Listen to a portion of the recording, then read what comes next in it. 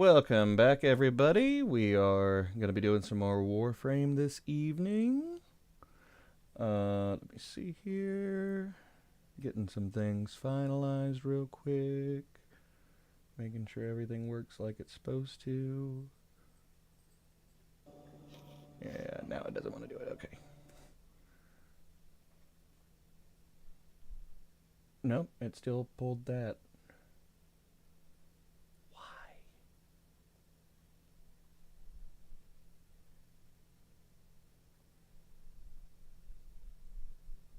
It's been doing this weird thing with the pop-out chat, and it keeps just going away for some reason. Oh well, I'll just monitor on my phone. That's fine. So, let me get my phone pulled up real quick. And we'll get going. We're going to be doing some weeklies today, is the plan right now. I think Carl might come by. We'll see. Do a quick audio.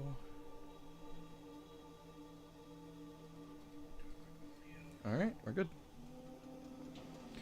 Cool. And cool. Alright. We're up and running. So, I was doing some stuff earlier with my Avar. I've been getting her leveled back up. I am redoing her build. So she will not be coming out, right? You know, I say that. I could probably take her out. We could probably make it through with her. Well, no, because we need to find out what we're gonna be doing because they reset the weeklies. So let's see what they've. Oh, has this not reset yet? No, it did. Okay, yeah. Challenges destroyed 75 containers. Okay. Yeah, we can level her.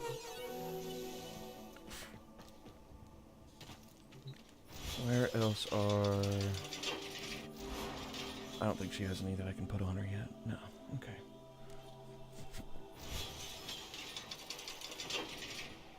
Hello. It's a Jacob! Wee. Jacob's coming to hang out and play Warframe with. It's a Nico in chat! Hi, Nico! Hiya. Yeah, dude, this is my office. So, Nico, do you want to see my framey frames? You've never seen my framey frames. Hiya. Jacob, what have you been doing today, buddy? Hiya. Yeah? Hi. Can you hear me? Am I coming through? I walk away.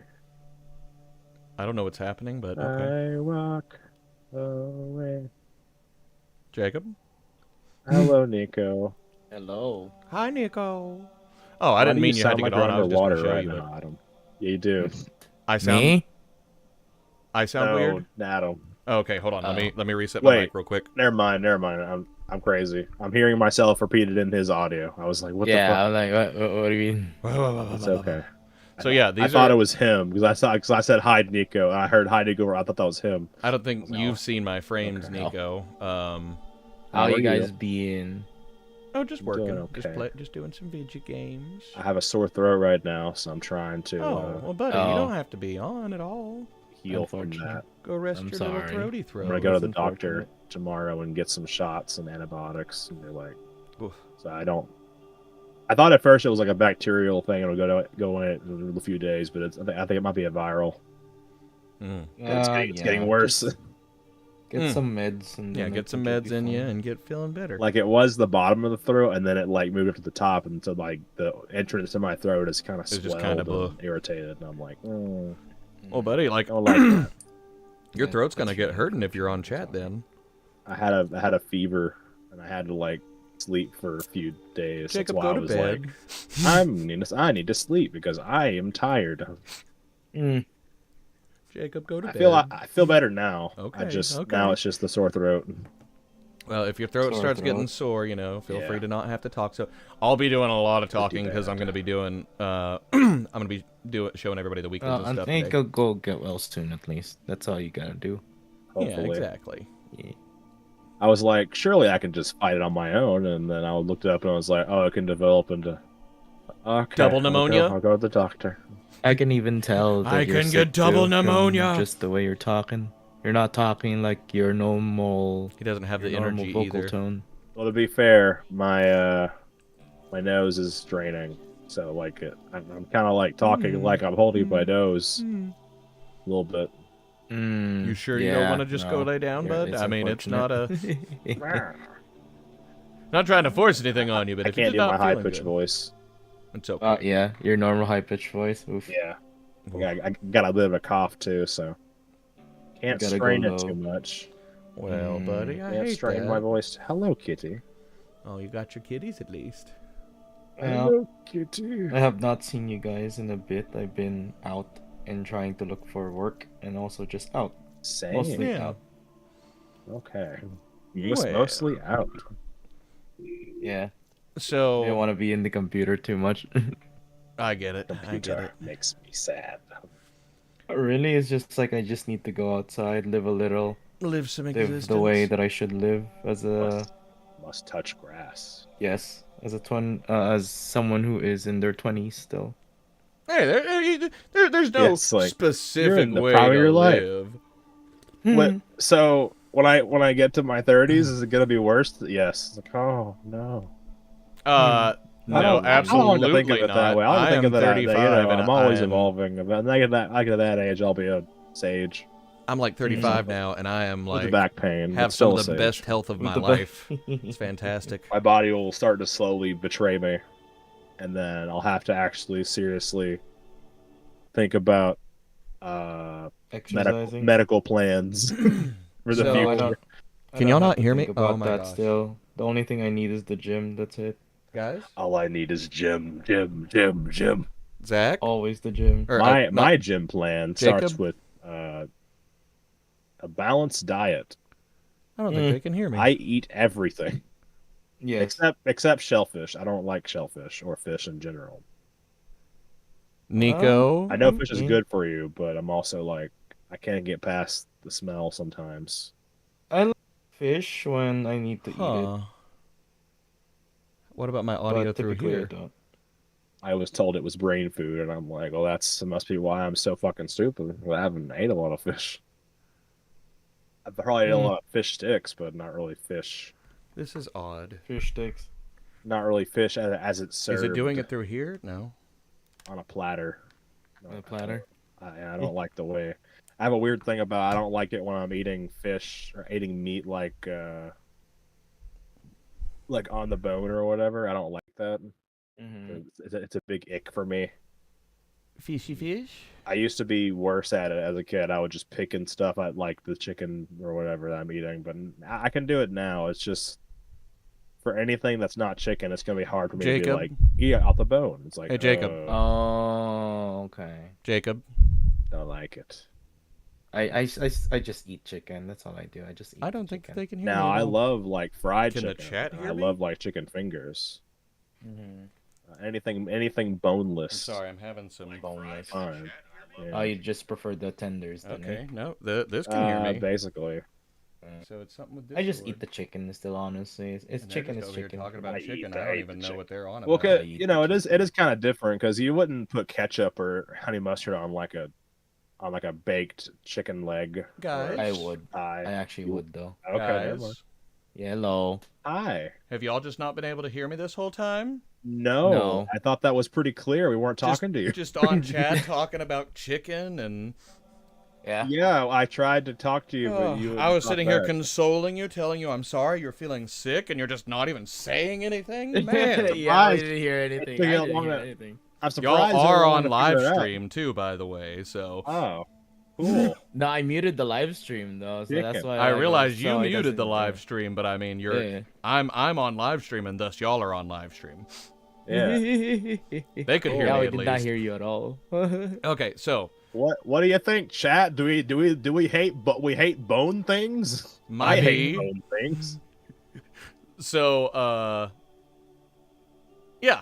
I hate that for you, buddy. I hate you're feeling sick. I hope you get feeling better. Now, as I was saying, if your throat's hurting and stuff, like, feel free to go lay down, dude. Like, I mean, you don't have to be here if Trust you're. me, I've laid down for the past 2 days. I Fair enough. am not tired anymore. I finally got some sleep myself.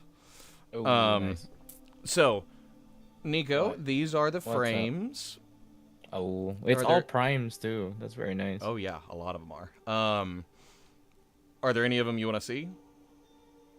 I forgot which one I always use. I'm like just looking at like everything else. I don't remember most of these. Like a This lot is- of these are just new. Ash is one of the original. Well, not original. Oh, original, I but remember Ash. Yeah, I remember. Chroma Ash. was pretty big Oh, back in the day. Yeah, Ash was just like I need to do some skin updates. hmm, This guy, Grimoire. not gonna say Grimoire. he looks sketchy, but you know, Who's that guy? that's Cyto 9. He's the newest frame. Until 3 days. In 3 days, we get Temple. This is Ember Prime. You probably know Ember. Oh yeah, I remember Amber Prime. A lot of people gooned for her. He said you.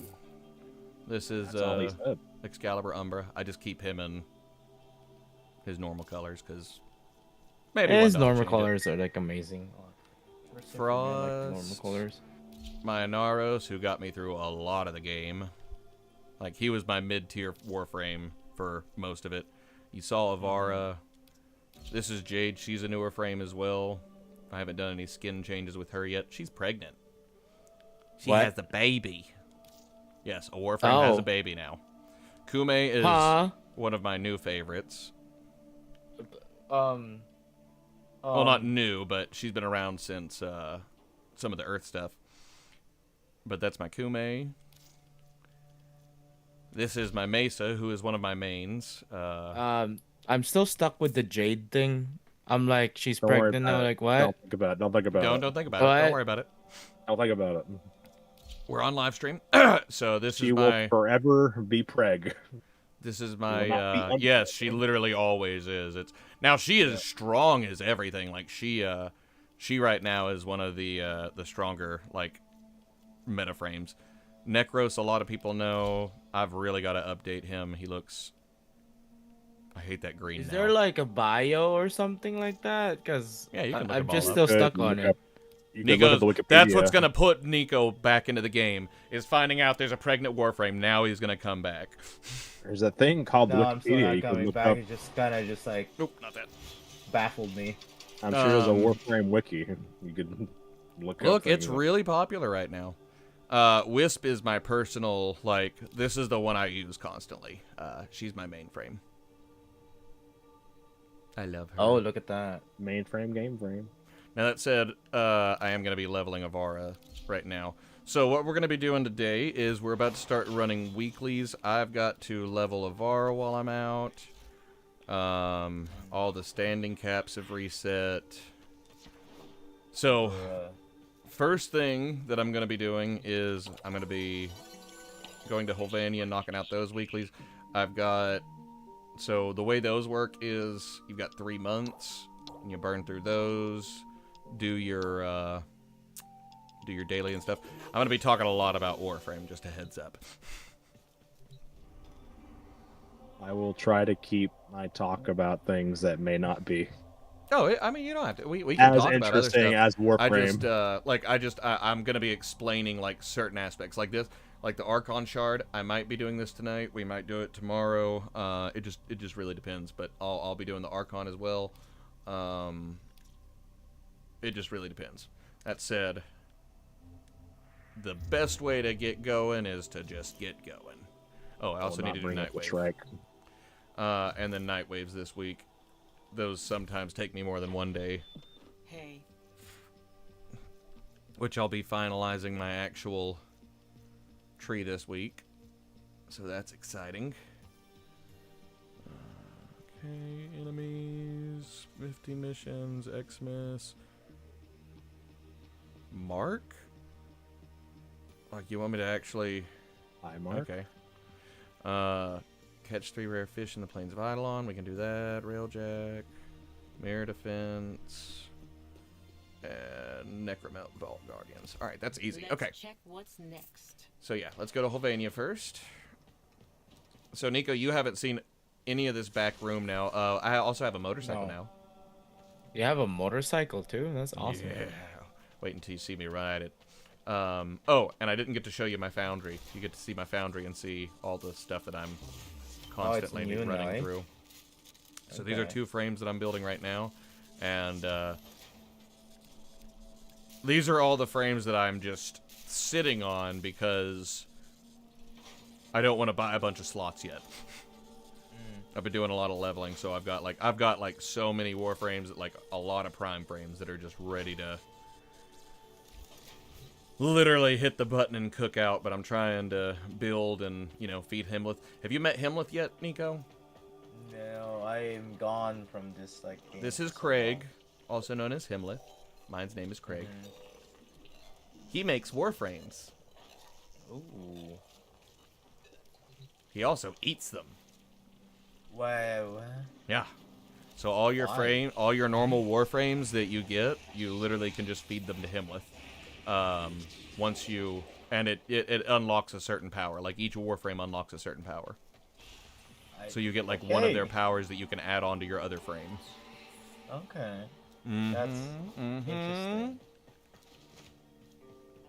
So this is Hulvania Mall. This is the new area, and it's going to also be the new area in the Tech Grot Encore, which I don't mind that at all. We've got a lot of areas. But what we're going to do first is we're just going to... Or actually, I'll introduce you. So you remember Excalibur, the Warframe Excalibur, right? The first one? Yeah. Yeah. This is his proto frame. What's a proto frame? So, proto frame is a misnomer. Basically, the Entradi came back in time with the plans for the frames and made these guys. So they're kind of designed off the frames, but this is 1999, so they're they're technically now the first Warframes, so they're called proto frames. But in reality, they're made from the blueprints. But so this is human? Yes, this is a human being who is infected with tech rot cells, and yeah, so that's Excalibur. That's Excalibur. So that's and then that's actually pretty cool. There's more than that. This is Mag. Where? Aoi. Oh, you will. She's Mag. I'm waiting on it. I'm waiting. Oh, is it catching up? Oh. Yeah. Oh, and that's a proto frame still. Yep. So that's now she has all the Warframe's powers. Always. So were they inside the Warframe for a very long time? No, they were not inside the frames. So Frames are based on them, the right? Entradi. Well, that's where it gets confusing. So the frames aren't actually based on them. The frames are based on the here, I'll introduce you to Volt. This is Volt, who is one of my favorites, and I think you would kill as him as a what do you call it? A cosplay. I think you would do a fantastic cosplay as Amir. Let me try and get a. It's hard to see him, but he's very. You'd like his attitude. He's very. Oh, that's awesome. Yeah, he's a lot of fun. You'd like him. You'd like him. He's very nerdy and stuff too. Quincy is the he's Side 09, so he's the new frame. But no. So they're not based on them. So what happened is they've gotten time travel involved now. So originally the Warframes came into being in the future, in the late future, way past us. And now what happened is Entradi, the guy from Deimos, and I'll go over and show you those guys here in a bit. They jumped in the time. Oh, and I can't wait. In a couple days, in 3 days, they're releasing this, and it's gonna be a racetrack. You can actually drive races in the game. I'm really excited. But so he took the designs of the Warframes that already existed in the future, and he went back in time and made these guys. So they're kind of like the predecessors to the Warframes, but they're also like designed from the Warframes. This seems like a very Convoluted. point. This is Eleanor. She is Nyx. This is almost as bad as a Goku Black making himself. Ooh. Yeah, it gets pretty pretty messy. Oh, and this is Titania? Is it? No, not Titania. This is Healy Girl. I can't think of her name right now. Her frame. For you anytime. And I think that's all of them right now. We're getting Nova's proto frame, Frost's proto frame, and Saren's proto frame on the 3rd as well. All right, mission time. Is this universe is multiverse theory, or is it one timeline? So, the way the universe works in Warframe. Let me start a mission, Okay. and I can just talk as I go. So the way it works in Warframe is there are kind of multiple dimensions, but it's more of like only one can exist at a certain point in time. So they kind of coalesce in certain points. When you get to the Void ship, which is where you became a Tenno, like you were a kid, you were on a ship that was jumping to a new galaxy in Tau, and because humans were like, they just, they had gotten advanced enough that they were like, we're going to go to another system, and they had really messed up this system too. Like, or this system was getting pretty bad. The Orkin were not the best people. Hi. Oh wait, I can do this. Gee, oh my lord, it really changed a lot, huh? Why is my Still not playing screen it. like right on my character right now? Like, I feel like it's way closer than normal. Zoomed in. They have no idea I even exist. Yeah, so this build specifically, I designed it to just stay invisible all the time for safety, not safety missions, for spy missions, and I need to level her right now, so I'm kind of just like doing some quick levels, but geez, I didn't realize that she was even... What was that Deadpool Wolverine thing where it was like there was a main like mother timeline or something? That The mini sacred brand pop-up? timeline. Yeah. Yeah. I guess Warframe's Oh, I kind can of even like break that, some. I guess. Where there are multiple Okay, I'm moving to timelines, this but one. only one of them is like the main timeline or I one gotta that's break most stuff. important. Yeah, this is very different now. I told you, dude, it's Holy way moly. different, yeah. Mm. I told you, I'm getting him Still back not playing in. it though. He's coming back in. He's coming. Well, I need a new This is... job Oh, first. I guess that isn't a key. I need a new job and a new PC, so I'm not gonna. What do you need a new do any- PC? You don't need a new PC for this. This is... No, my processing unit, or my mother, or my whatever it's called. My processing unit is like just janky. People could play this on a Like- phone, Nico. Oh, I don't know. I just don't trust it anymore. Okay, whatever you say. Oh, geez, they're letting the... Well, we're letting. I shouldn't say they. I mean, I'm not really rushing myself. Oh, they got it to work? Good. What do I get? Yeah, I gotta destroy containers, though, on this mission. That should be my #1 priority. As much as I love fighting, I need to... And I can't find any. What's happening? My favorite thing that happens is when people use time travel in stories and then it always inevitably gets messed up because time travel doesn't make any sense. Oh, wait until you realize... So, Nyx and... which... No, that's not true. That's also kind of a thing because it's a different game. But, it is wonky sometimes. And, I mean, they've been making the game for years, and they've done a lot of changes and add a lot of stuff. So I get why it's gotten so messy, I suppose. But it's not... They've done really well to keep, like, things in order now. Like, and you can watch the stories, and they're real... Like, the story is actually very interesting at this point to me. Like, I'm very curious about what's going to happen with the Entrati stuff. Because they went all crazy with that. I'll have to show you Lloyd. You haven't met Lloyd yet either. You'll like Another Lloyd. Lloyd? Oh, you'll love Lloyd. Lloyd. Yes, there are 2 Lloyds now. I mean, technically, there's only one Lloyd. But yeah. I only know one Lloyd, and that's from that game you guys played. No, That's not what I thought. Necroloid. That's not what I'm pretty that's sure. not what I thought. I'm pretty sure he meant. I thought he meant. Yes, the CLU, Connected Lloyd Universe. No. I'm talking about Lloyd from Undertale. Well, that was based on the Lloyd That in was chat. that was Chat Lloyd. Is who that was based Oh. on. Yeah. Oh. Thought you meant that Lloyd. And I was like, yeah, that Lloyd's pretty cool. But I'm pretty sure you meant Lloyd in the game. Another Lloyd. I'm pretty sure these guys are going through and breaking all the containers, and that's why. Yeah, that's exactly what's happening. Lloyd. That Lloyd. Oh, Adam. Yes. So how is your health actually lately? I've Much been, better. Really? Are you Much, getting much enough better. sleep? Oh, hello. I'm finally picking up on sleep. Yes. Okay, good. Oh, I'm supposed to be pointing out things, and I did not do any of my. Did not do any of my stuff on this one. Whenever I think of time travel now, I just think of the Goku Black timeline, or the Goku Black thing where they messed it up and they didn't do it right.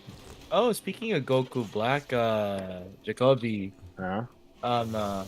I found a Goku Black figurine at an arcade place, and I was like, oh, Jacob. So would that's like a this mirror. one. I would like that.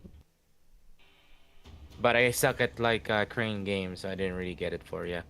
It was a Oh. crane game? Yeah. Damn.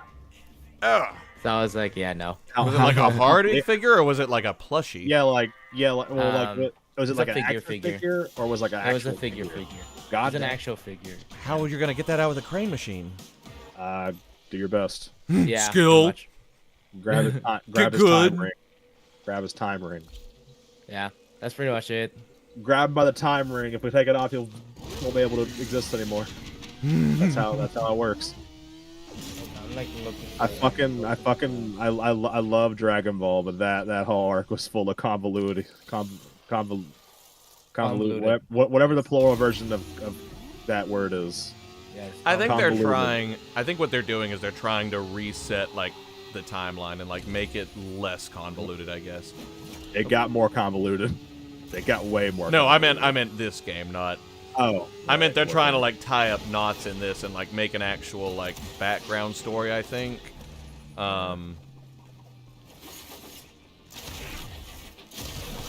But like I said, it's kind of wonky. Like especially when you go through like Duvari.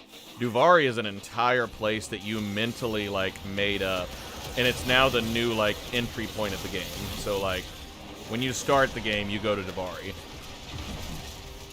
Jeez, I'm not gonna get any containers. Oh, never mind. It's counting for me. I realized today that Dragon Ball Super ended in 2018. Don't remind me. Yeah, I Yeah, swear I've been thinking about that lately. Like how times just. I feel old. Like, not because like No. Super is like, oh, my child. It's like, no, I remember watching Super when it Yeah, first came out. and you're being on feeling the edge of old. my seat. Yeah. And I'm just like, damn. This was My 7 years ago. bones. the Tournament of Power ended 7 years ago. What has It's happened? funny since because then? it's like, not much. Honestly, not much has happened since then. But we had Superhero and Broly, but like not much in terms of Dragon Ball series that really happened since then. Super was kind of like the last swan song for Dragon Ball series. I guess you want to count Daima, but I count that more as a spinoff than the main story or whatever. Oh, I'm supposed to be marking resources too. You Yeah, I don't can't think hurt what you can't see. I don't think Super's coming back, guys. I don't think it's coming back. I don't think it's coming back. At least the It anime. could one day. Which I don't get It's not because it was such a very it was a very won't be popular Super series, anymore. right? I mean, it pulled numbers. I'm not gonna say it's like it was like the most popular. Actually, it was funny because near the end they just wanted them to wrap it up because they had a new anime they wanted to fill a slot out with. So it wasn't super popular. I get it, but it wasn't like unpopular. It just I think with Dragon Ball. Because it was Dragon Ball Super was in the Sunday morning kids show slot in Japan, so I guess kids just wanted new stuff. They didn't want Dragon Ball anymore at that point. So I guess fair. People are getting tired of the Dragon Ball. I don't think that's true. I think it's just like, it's been around there way popular for a long time versus... No, but, you know, kids can only get into a franchise this long and stretching this wide before they feel alienated and kind of Yeah, exactly. Like, let's start. You know, where do you start Dragon Ball? It's like another generations kind of thing. Yeah, it's like, or not even necessarily that. It's like kind of like, yeah, the same thing as what's keeping Nico from playing Warframe is it's a lot to get into. Like, it's a franchise. That's what Dragon Ball is now. It's a franchise. It's not one story. It's a collection of different stories that aren't necessarily connected in any foreseeable way. Okay. I didn't know where you were going with that. I can't say you're wrong, but also that It's doesn't like feel us. right. We're connected, but not. Okay. Through the channel, Jacob. Oh. Okay. Okay. Got the channel lore. You know what? I never use Can we do an E4F non-canon movie? Nah. Where I get a girlfriend and then I die. What? Wow. In that order. In that order, specific. And that. Well, I mean, it's kind of hard to put a girlfriend if I'm already dead. You could make it work, but you're going to have to put a lot of ghost magic in there. I don't really want to deal with that. I hate this power. Go away. I don't want you on anymore. All right, there we go. I think the non-canon version of me should have a gun. I think you should have a gun and say angry things. And say, where's that damn fourth Chaos Emerald? I want to be Shadow. Okay, that's all I didn't realize do. what you were getting at until you said the Chaos Emerald. I was like, Where's that damn fourth Chaos Emerald? I want to be Shadow. This is my deep desire. Come on, guys, let me be Shadow. Oh, I should like. They're gonna hate me for this. Hey! Oh, they got me. Yeah, I didn't even realize Goku Black. Like, it just, I don't know. It feels like. I'm gonna do it when I'm in a different frame. Where is the exit? It's so weird because Dragon Ball Super feels like no one knows about it, but also it's been around longer than kindergartners at this point. So it's like, Black. That's fine. Okay, well, yeah, Goku Black is like, everybody's like, who's he? I'm like, okay, so. Okay. It feels so new, but so old. Because I know it's old, but it feels new. It feels like that because I think the reality is, it didn't even really go anywhere. It just kind of was a thing. It was evil Goku is a cool concept, I guess, but it was executed not that well. And the Goku Black being just a guy, or being a god in a immortal's body was a little bit underwhelming. But it wasn't like terrible. It just Goku Black demanded so much more than what he was given as a reason to exist besides just selling toys. Anyway, they messed up Goku Black because not just because of that, but also because of he arrives and then they're like, who's this guy? So they investigate who this guy is. They realize his energy is very similar to a Kai in Universe 10 named Zamasu. They go in and talk to him. Turns out he doesn't like mortals very much. He actually hates them. He wants them to die. Rude. And then he meets Goku, and then fights Goku. Realizes Goku's pretty strong for a mortal, and also very disrespectful to the gods. So at that point, he decides to steal Goku's body and become Goku Black. So Goku Black somehow caused his own creation. I don't know how that works.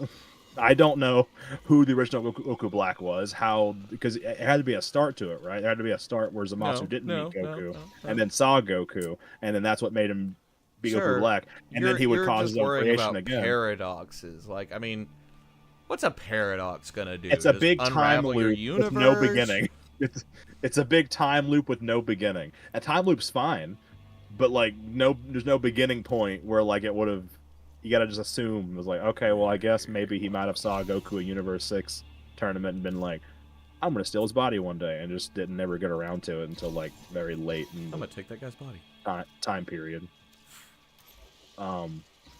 Yeah, so they messed it up because they showed Goku Black, and then they 53 showed how away. Goku Black's made, and didn't think about how that was going to connect properly.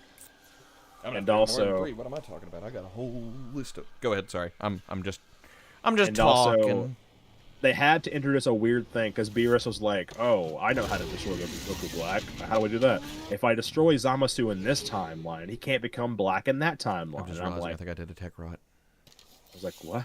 And then I guess Beerus just thought that killing a god in one timeline would kill him in all timelines, and everybody's like, no, that's not how that works. We know how this time works in time travel in Dragon Ball. There's multiverses. There's new timelines created. It's not going to change anything. And then Beerus is like, no, I'm serious. A god killing a god will change all of time. And we're like, okay, I guess we'll trust you on this one. And then we went to the future to see what happened after we eliminated Zamasu from our universe. Goku Black's still there. And then he's like, we're like, no, it should have worked. Beerus said god on god violence causes time shifts. And then fucking Zamasu or Goku Black's like, yeah, I know, but I had this thing called the time ring that allows me to survive any paradox. So you can't stop me. I'm unstoppable. I'm like, there was no point. There was no point in having a whole new explanation. You could have just said that, no, that's not how time travel works. You can't just kill someone on one timeline and they're dead in all timelines. do that. That's not how that works. It's convoluted, man. You can't So they're like, no. Beerus was right, but Beerus is right. Don't say he wasn't wrong. He was right, but the time ring makes things complicated. It's like, okay. So now Goku Black is just a being with no past, no future. He just exists in this. He exists space. but doesn't exist. Yeah, basically. He has no past. He became his has own no father. future. Yeah. He caused his own creation somehow. Hey. What is this? Oh, what is that movie? I can't even think of the name of it. Jeez. This is the Family Guy thing where they caused the Big Bang. Stu How and does Brian. that work? Yeah. Yeah. How does that work? I hear it, but I don't see. There it is. I see it. He stole it from me. No, seriously, I love Dragon Ball, but what the fuck was that? My goodness. And then to make everything worse, at the very end of the arc, they're like, all right, so, killing a god actually creates another timeline, and we're like, what? Why are you introducing more time? It's already bad enough. We already have no rules. We're adding a new rule that whenever a god kills a god, it creates a new time ring, which is a new parallel universe. So, by the way, there are things called time rings. I already mentioned that before. The time rings are essentially alternate timelines. We see a box of them that one of the Kais has. Mm-hmm. There's 5 in there. There's more than 5 timelines. Scalder, that's what I don't know how this works. I don't think anyone knows. If y'all are how wondering this why I was just running through that level, I had to, Is that mine? That is mine. I don't even know what's happening. Okay. My bounty at the moment is I'm trying to get, all these Scaldra. I have to get Scaldra melees. That's all. And then we created a new rule where if a god kills a god, it creates a new time ring, and that's bad because they don't want time rings. They're bad. They create new timelines. Like, okay. So, we have way too many rules, but they don't need to be there now. It was simpler back in the Cell Saga. It wasn't perfect. I get it. It wasn't perfect, but it was okay. There were some problems. There were some problems, but on the roll today. it began with the Android Saga. That's where the problems really began, and then Goku Black kind of just expanded. Back in my day, it was just so much less convoluted, so much simpler. I love time travel, but you can't. It just doesn't work. You got to really plan that out and really get the rules right, or else it doesn't. They're going to create more problems. The guy was just impaled on the ground. I don't even know. Unfortunately, Akira Toriyama, God rest his soul, he did not plan the series out while I was writing it, so he just pushed it on the top Well, of I his mean, head. I'm sure he did not expect it to get this big, even, you know? Nah, he was going to end after the first. He actually expected to end after after the first arc. He thought it was going to be over. He was like, oh, just one little Dragon Ball hunt, and that's all. It's like, Oh, you have no idea, Mr. Oh, Toriyama. sir. Oh, sir. You're gonna, at the end of this, you're gonna be fighting a pink monster turning people into candy. What are you talking about? Don't worry Yeah, about it. that was like You'll think of it later. You'll think of it later. Don't worry about it. it just got so ridiculous at some points. Like, I mean, it was cool, but at the same time, it was like, Don't get me wrong. That's the best part of Dragon Ball to me. Is the silly. I love the silly. The silly. That's probably why I don't like the Android arc very much, because it's too serious. so Far serious. too Everybody's getting. It's too serious, but it doesn't warrant it. It's like they took it way too seriously, and then it's really because of his editors wanting to have like a cool final villain to fight. So he kept changing the story to bring in a new villain or A new transformation stronger, of the and then a villain. new stronger, and then more strong. Well, less about stronger and more just a different. Because like they had, I think that Android 20 and 19 would have been pretty cool antagonists for an arc. Having Dr. Gero be the main antagonist would have been really cool. I think those androids are very cool. They have those suction abilities that can suck ki, so you can't shoot ki blasts at them. But also they grapple you, so you can't get too close either. Everybody You gotta remember find, like, Jacob's favorite aspect about the androids is that they could suck. Yes. Bro. It's because it Bro. invites new strategies. You can't just run at them and start attacking them, or else they'll grab you and steal your energy. You can't shoot energy at them because they'll take that energy too. So it creates a new dynamic where it's less about punching and fighting and more about finding a way to outsmart them. Mm-hmm. That's really cool. I wish that would have been used. Unfortunately, It was for like Andrew- 5 episodes, and then Goku fought next Android- form. Well, Goku fought Android 19, and then Vegeta fought 19 and killed 19, and in one big shot, one big bang, you would say. Calm yourself, sir. Okay. Not you. Okay. And then Android 20 never really fought. I mean, he fought Piccolo, but then he never really fought seriously. Yeah, this will be Well, better. because what happened was Toriyama's editors were like, "You're gonna make the villains an old man and a clown, a fat clown? Yes. That's stupid." And then Toriyama's like, "Okay." I don't think the audience would like that very much. It's like, I "No, find it it's stupid." surprising that he wasn't like, have you seen how popular my show is? Yeah, I mean, to be fair, he is pretty good at coming up with really engaging villains that look silly at first. Yeah, but exactly. actually, you're just like, They 'cause turn into Frieza- something cool. Like, Frieza looks silly, and then I he think that was became always scary. his thing. Like, it made it seem like, Toriyama's very good at making things silly, but also horrific, and in a way where it's like, I don't know. I try to like oh put into great, there's a words Mesa. how he manages to use silliness. Everybody is but in a- getting their with- ability kills right now. He can Which merge means I'll like be getting them. silly ideas and characters with like actual stakes and actual. I guess like it makes it more dramatic, I suppose, because you're like, oh, this weird abomination can do this thing. That's bad. Oh no, it's hard to describe it, but he manages to combine silliness and seriousness to where you can kind of make yourself think it's serious, but really it's like this is silly. This is very silly. Anyway, I forgot what I was talking. Oh yeah, the androids. Androids. What happened was his editors had talked a lot about how he didn't like his villains, so he changed them to be 17 and 18, the twins. They're also very good antagonists, not for the reasons you might think. They're not unique in terms of abilities.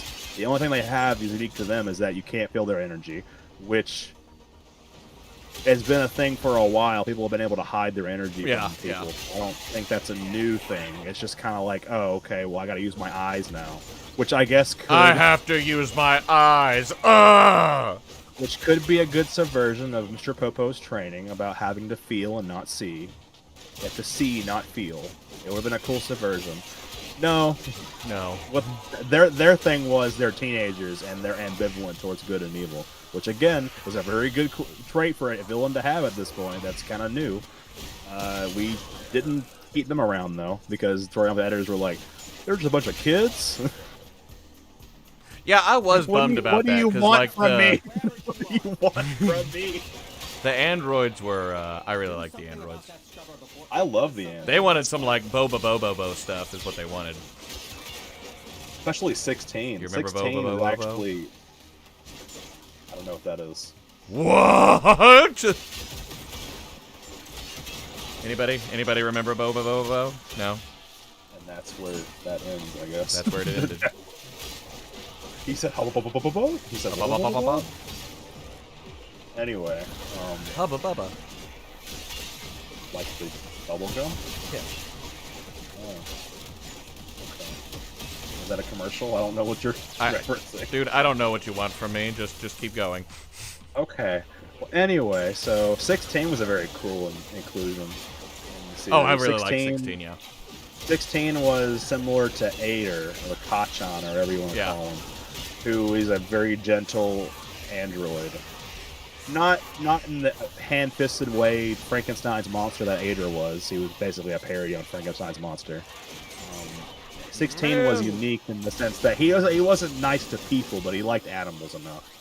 Which is weird for a robot to care about animals when he wasn't programmed to care about animals, and only was programmed to kill one individual. He developed a love for them. Why are there only tech rot over here? I don't want tech rot. People started to have theories that because he was modeled after Javo, Jiro's son. Yeah. That was revealed later in an interview. That was not said anything in the series at all until Superhero came out. Then we were like, oh, there's Javo. But so he was modeled after Javo. He wasn't given Javo's personality or his interests or anything. He was literally just modeled after him. Right. He's purely it's purely just mechanical. looks, yeah. There's nothing. Yeah. There's nothing. No DNA. No, he's not cell. There's no DNA in him. There's no. So it's even more bizarre that he managed to have a. Did they use a plant of like memory? Like, did they? No. So he's just okay. It never was. I mean. Like a personality implant, kind of, is what I mean. The sensei has passed, so he can't say anything new. If they want to put that in a thing, they can, but it's not canon. It's not any. Okay. But as we know, he's only modeled after them. There's nothing about Javo or a human at all is inside of 16. He just spontaneously decided to, and that's the thing about the androids. A lot of them were failures in the sense that like either they were too nice, or they just didn't want to follow orders because they were too strong for their own good, or because they just have flaws because androids are hard to make apparently. There was a flow chart that I found that was in a manga panel, and I guess Rama had drawn it because it got kind of confusing. Why do you hate my cat? Bro was just sitting here unloading on my poor cat. My poor cat. Yeah, and there was a little like flow chart he created in a manga panel to kind of give people an idea. Like, okay, here's what's going on. So here's Dr. Giro. He worked for the Red Ribbon Army. He made 1 through 7 had various problems. 8 was gentle. He was a total failure. 15 through 19 had all problems of their own, but they were their own thing. 16 was he had other flaws besides just his kindness, but his personality. He helped personality. Not good. Oh, did they fix this? Bounties now count as missions? Oh, thank goodness. I wonder when they did that. Sorry, that's very exciting to me. A couple weeks ago, I was trying to. We didn't know for a while if the numbering system was like when they were made. I still don't know if that's true. I just know he numbered them based on how we worked on them. So it could be that maybe like, I don't know, 16 was in development at the same time that 17 and 18 were in development, but he was finished first. I don't know how it works. I just know the numbering system basically gives an idea of like their advancement and when they were made, approximately. So that means that he made himself into an android, probably the latest, because he was Android 20. So, all right. Anyway, so back to my rant about the android. So real quick, Paul. Well, just go ahead. All right, you want to No, It's fine. Go on. I thought you were just playing. No, it's fine. Just go on. Good. Okay, so we nixed the fat clown, and Jiro died, unfortunately, by his own creation's hands. 17 killed him, and now we have the two androids that are twins, and then 16 is the wild card. So they're going around the countryside, just kind of stealing vans and being vandals, being teenagers or whatever. I needed one of those. That's a pretty cool villain idea. They're not evil. They're just strong, and they had no one standing against them. So like, who's going to stop them, huh? Who's going to stop them from doing what they want? 17 wants to range a park. I don't know why he wants to do that, but he does. He likes. They all like nature. After this, I want to range that park. Be a park ranger. That sounds nice. That sounds nice. I'm pretty sure they even because where that came from was at the end of the manga, he drew 17 with like a rifle and a jacket, and he had mentioned that he was a park ranger, and that's where that came from. Just like, oh, okay. They just went full in on it. Just He's full a park in. ranger now. Okay, that's cool, I guess. And Super, he's a park ranger. Cool. So there you go. Anyway, so yeah, we have the androids running around, running amok, and everybody's like, they're too strong. We can't fight them. Goku is still down and out from the heart virus. Vegeta's Vegetaing. He's good. He's very mad. Trunks is not really helping very much, and Gohan's having a panic attack. We need to get our heads on straight here. Piccolo's like, probably one of the best things the Android Dog did was probably Piccolo. That's probably one of the best things it did, was the whole Piccolo going full circle. Originally, he was a nameless Namekian who was sent to Earth to survive an extinction of their people. He lost memories of where he came from. Eventually, he decided he wanted to become god of the So, Nico, Earth. this is my Mesa, by the way, if you wanted to see what she can do. I think Nico's still gone. Oh, is he? I didn't even realize he was... Yeah. Yeah, so the Nameless Namekian had made Dragon Balls at some point because he missed home or whatever, and it was an instinct. And he wanted to become god of Earth because he wanted to help humans. Unfortunately, though, he had seen all the horrors of humanity and had kind of grown a little cynical, as you do. And in order to become god of Earth, he had to expunge the evil from his heart. Yeah. And that created Piccolo, the evil King Piccolo. And Kami isn't really his own being more than he is part of. Well, they're both part of the same person, but they're both part of the Nameless Namekian, which we don't. He's nameless because we know his father's name, but we don't know who his name was. Buddy, I do not care about those pus sacks, I promise. But there you are. Yeah, Piccolo, King Piccolo, Your stupid beams. King Piccolo died, reincarnated through his son, who is still technically him, but just an incarnation of him. Less evil because of a lot of reasons, things, but mostly because, well, yeah, because it never was really explained why he didn't just kill people. He never killed anyone. Reasons. He came to the tournament, and he didn't. Is the stupid Eximus? He said he was going to conquer the world. He never really showed any, like... I mean, he did blow up a lot and stuff, but he never really killed anyone personally. He was going to kill Goku.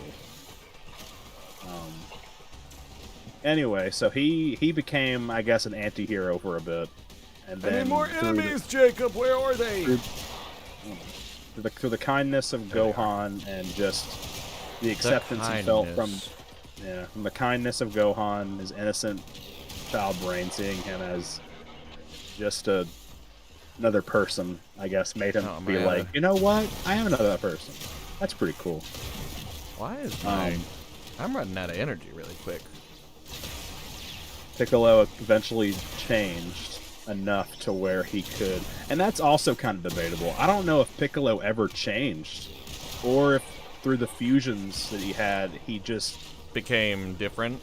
Yeah, it's cool how it's not really clear. I usually I don't like that, but I think it's actually better that way because Nail was a righteous-hearted Namekian. So fusing a once evil, selfish Namekian with that would create more of an ambivalent Namekian. And regardless if Piccolo is the base, Nail had to have some kind of influence on him in terms of his spirit and his warrior. And then that Piccolo is not the same Piccolo because of that. But then in the Android Saga, they brought it kind of full circle now. They're like, okay, well, now that they've been split for a while, now that the evil has kind of been expunged from Piccolo, I know. he can now merge back with Kami and re-become the nameless Namekian he was once again. It's So different why was slightly he able? But I mean, he wasn't technically even that though, because he had already fused with Nail, so he wouldn't have been the nameless Namekian. Well, I mean, he's still a nameless Namekian, just with Nail. Just with Nail. The nameless Namekian and Nail. Yeah, basically. Because, like, the And parts Nail. are all there. They're just combined with Nail. Yeah, same thing. Yeah, It's like a basically. cake, but you know, You know, it's like just it's like the ingredients are. Namekian fusion's kind of like the community property and addition and multiplication. It doesn't really matter what order you put them in. They all kind of create the same thing. You know, just put a ×3 on that. It's still the number 18, but just ×3. Don't worry about it. Yeah. It just creates a stronger version of the nameless Namekian. I can't Essentially. find any enemies. Somebody is like pulling all the spawns, and I'm getting like 1 or 2. But yeah, I really like that I see a development for Piccolo. I think that's a really legitimately Piccolo is one of the best characters in Dragon Ball, just because Dude, it of is his. never this empty. What is? He spans nearly the entire series, and his character arc never really Thank goodness. ends. Here we go. Because of that, because of his nature as a Namekian, his character arc never really ends because there's always, I guess, something more for him to do. Some past sins to reconcile, some new relationship to be had. Even with Pan and Superhero, I felt like that was a really cool move for his character to go through. Yeah. Having basically a granddaughter in Pan, and getting to kind of see the mirror of how he treated Gohan versus how he treats Pan now. Still kind of harsh, but definitely not as bad as he treated Gohan. No. Oh, they're all leaving? Jeez. Anyway, so Piccolo merges with Kami to create the nameless Namekian plus Nail. Nameless Namekian plus Nail. Kind of a fusion of all the Namekian. All Piccolo has done so far, all he's been, is now all in one guy, which is cool. Because remember, Kami is Piccolo. They're still the same person. Like, it didn't change. Because King Piccolo was reincarnated, it didn't change who Piccolo was. It just changed what form he took. And I guess if you want to put it that way, Demon King Piccolo is probably not in the afterlife.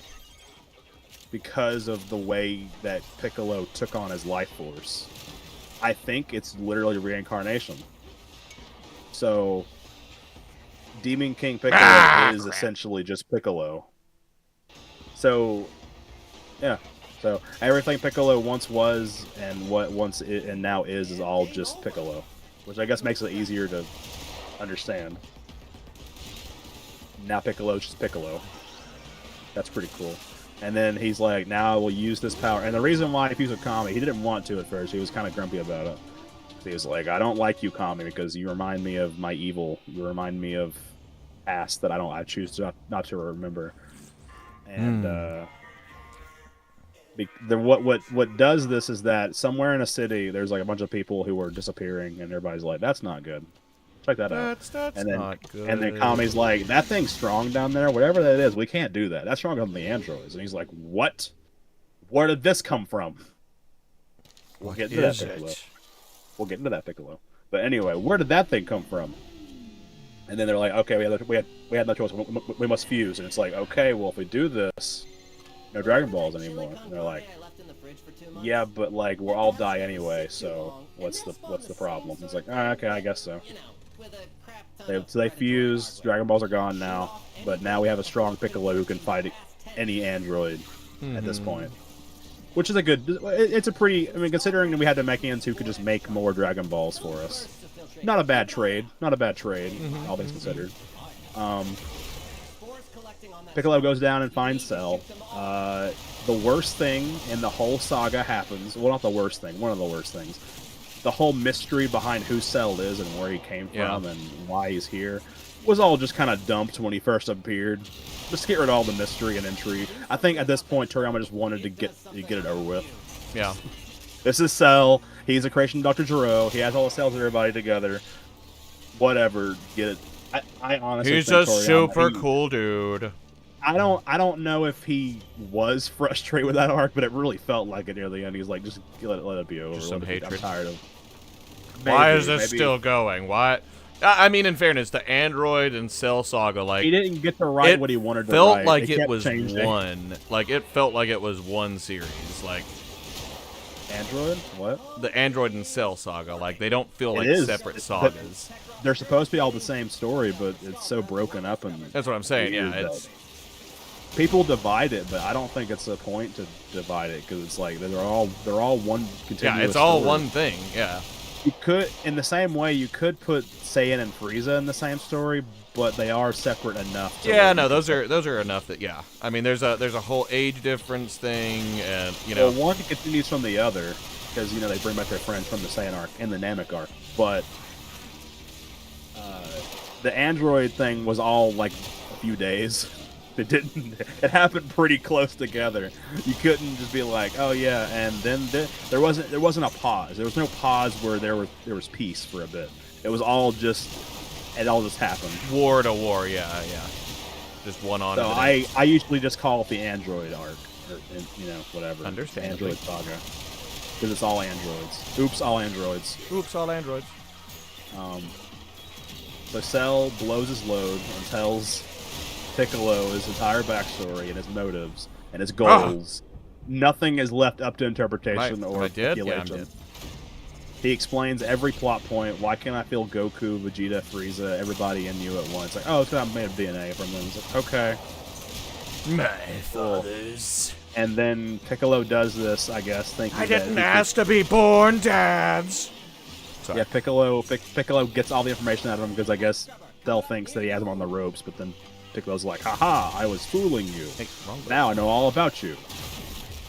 And then Cell leaves because of course he does. They say solar flares, which having again, a really good idea for a villain, having a villain utilize Man. the strategies of the main cast against the main cast is a very good idea for a villain. I hope they use this. I hope they bring this back for the final encounter. No. My dear whoever's out there listening to me right now. There are so now many they come things- down here. All right. There are so many things I wish I could change about the universe. And I the Android had Saga so is many one good of them. kills going on. The Android Dadgummit. Saga is my least favorite arc, not because it's the worst in terms of ideas or the worst in terms of execution. It's just so much stuff that could have been used that was just left to the wayside for the sake Put of on the cutting floor, yeah. mainly just we gotta make our 8-year-old fans excited at an angry Gohan. Yeah, I never understood that whole. Everybody says that's their favorite part of Dragon Ball, and I'm like, why? Yeah. It doesn't. What? That's not. It achieves nothing. He only achieves it through rage. Well, you like Super Saiyan Goku. I'm like, yeah, because that's built up throughout the arc, and that's a really good moment for Goku. I It's don't different. This is different. Okay, so I'll get to it. But anyway, so Cell is revealed. Everything's revealed. No mysteries here. The only mystery we have right now is how he got here. Exactly. Mm-hmm. We know he time traveled because we saw a time machine before. A lot of things have happened in the Android arc, but nothing's really done anything. That's the thing. A lot of things happen in this arc, but nothing really gets done. A lot of things just keep building. Again, it's because Toriyama had to keep chasing the story to suit his editors not liking the villains. So yeah, Cell flies away. It'd be really cool if he would use all the underhanded tactics that our heroes have used so far. Unfortunately, he will degrade the stronger he gets because of course that's how it works. But right now he's pretty good. Cell's a pretty good villain right now. He honestly, Imperfect Cell is my favorite version of Cell because he knows he can't win. So what he does is the same thing the heroes did on Namek. He strategizes, he hides his energy. He solar flares. He finds ways to get around people. He basically does what they did to Frieza to them, which is a really cool idea for a villain. So it really just puts Cell as one of the best villains if that's all he did. Man, why am I getting no energy? Anyway, so Cell, we know he wants to achieve his perfect form, whatever that means. At this point, Toriyama's editors are like, "This guy's ugly. Change him." which, okay. I mean, I think it's a very menacing looking like a menacing looking form didn't need to be changed, but okay. Then we get the perfect. I version of always Cell. just was not a huge fan of the lips. Like, the Well, massive that's semi-perfect lips. Cell. That's the middle form. I meant Oh, like I thought you were talking about semi-perfect. I'm sorry. the one that's more alien-like in design. Well, no, I know the original. Yeah, the beak face. I like that one the most. Yeah. Toriyama's favorite is the one you don't like. Semi-perfect, yeah. Because he looks silly, and I do agree he looks very silly. And I don't know about editors also silly. agree. He just looks kind of... You see that meme of like him like where his mouth gets all big, is like, oh, great time, down there. I want to absorb. He is very silly. He's basically a Looney Tunes villain, which I guess would work if it wasn't so blatantly obvious it's a humanoid villain again. And you know, it doesn't really help that around this time, Cell slowly becomes less like the Cell I wanted to see. He becomes stronger, which makes him more confident, which makes him more cocky, which makes him more willing to make mistakes. Which and of course, mistakes. It's like, oh, you don't like mistakes, Jacob? Like, well, when the villains put up as be a smart boy, I like him to not make a lot of obvious mistakes. Be a smart boy. Yeah, surprising. I don't see why when you get smarter you get dumber, or you get stronger you get dumber. I don't see why you have to get dumber. Cell, you know, from hiding away after he absorbs 17, he really just starts to strut his stuff around town. He does not hide anymore. He is out in the open. He is confident in himself. He has not achieved his goal, but he is confident. Yeah, that's fair. Yeah, he really does get his. He's like, oh, it's happening now. Cell, at this point, starts deconstructing as a villain. That would as a character. Why I'm not...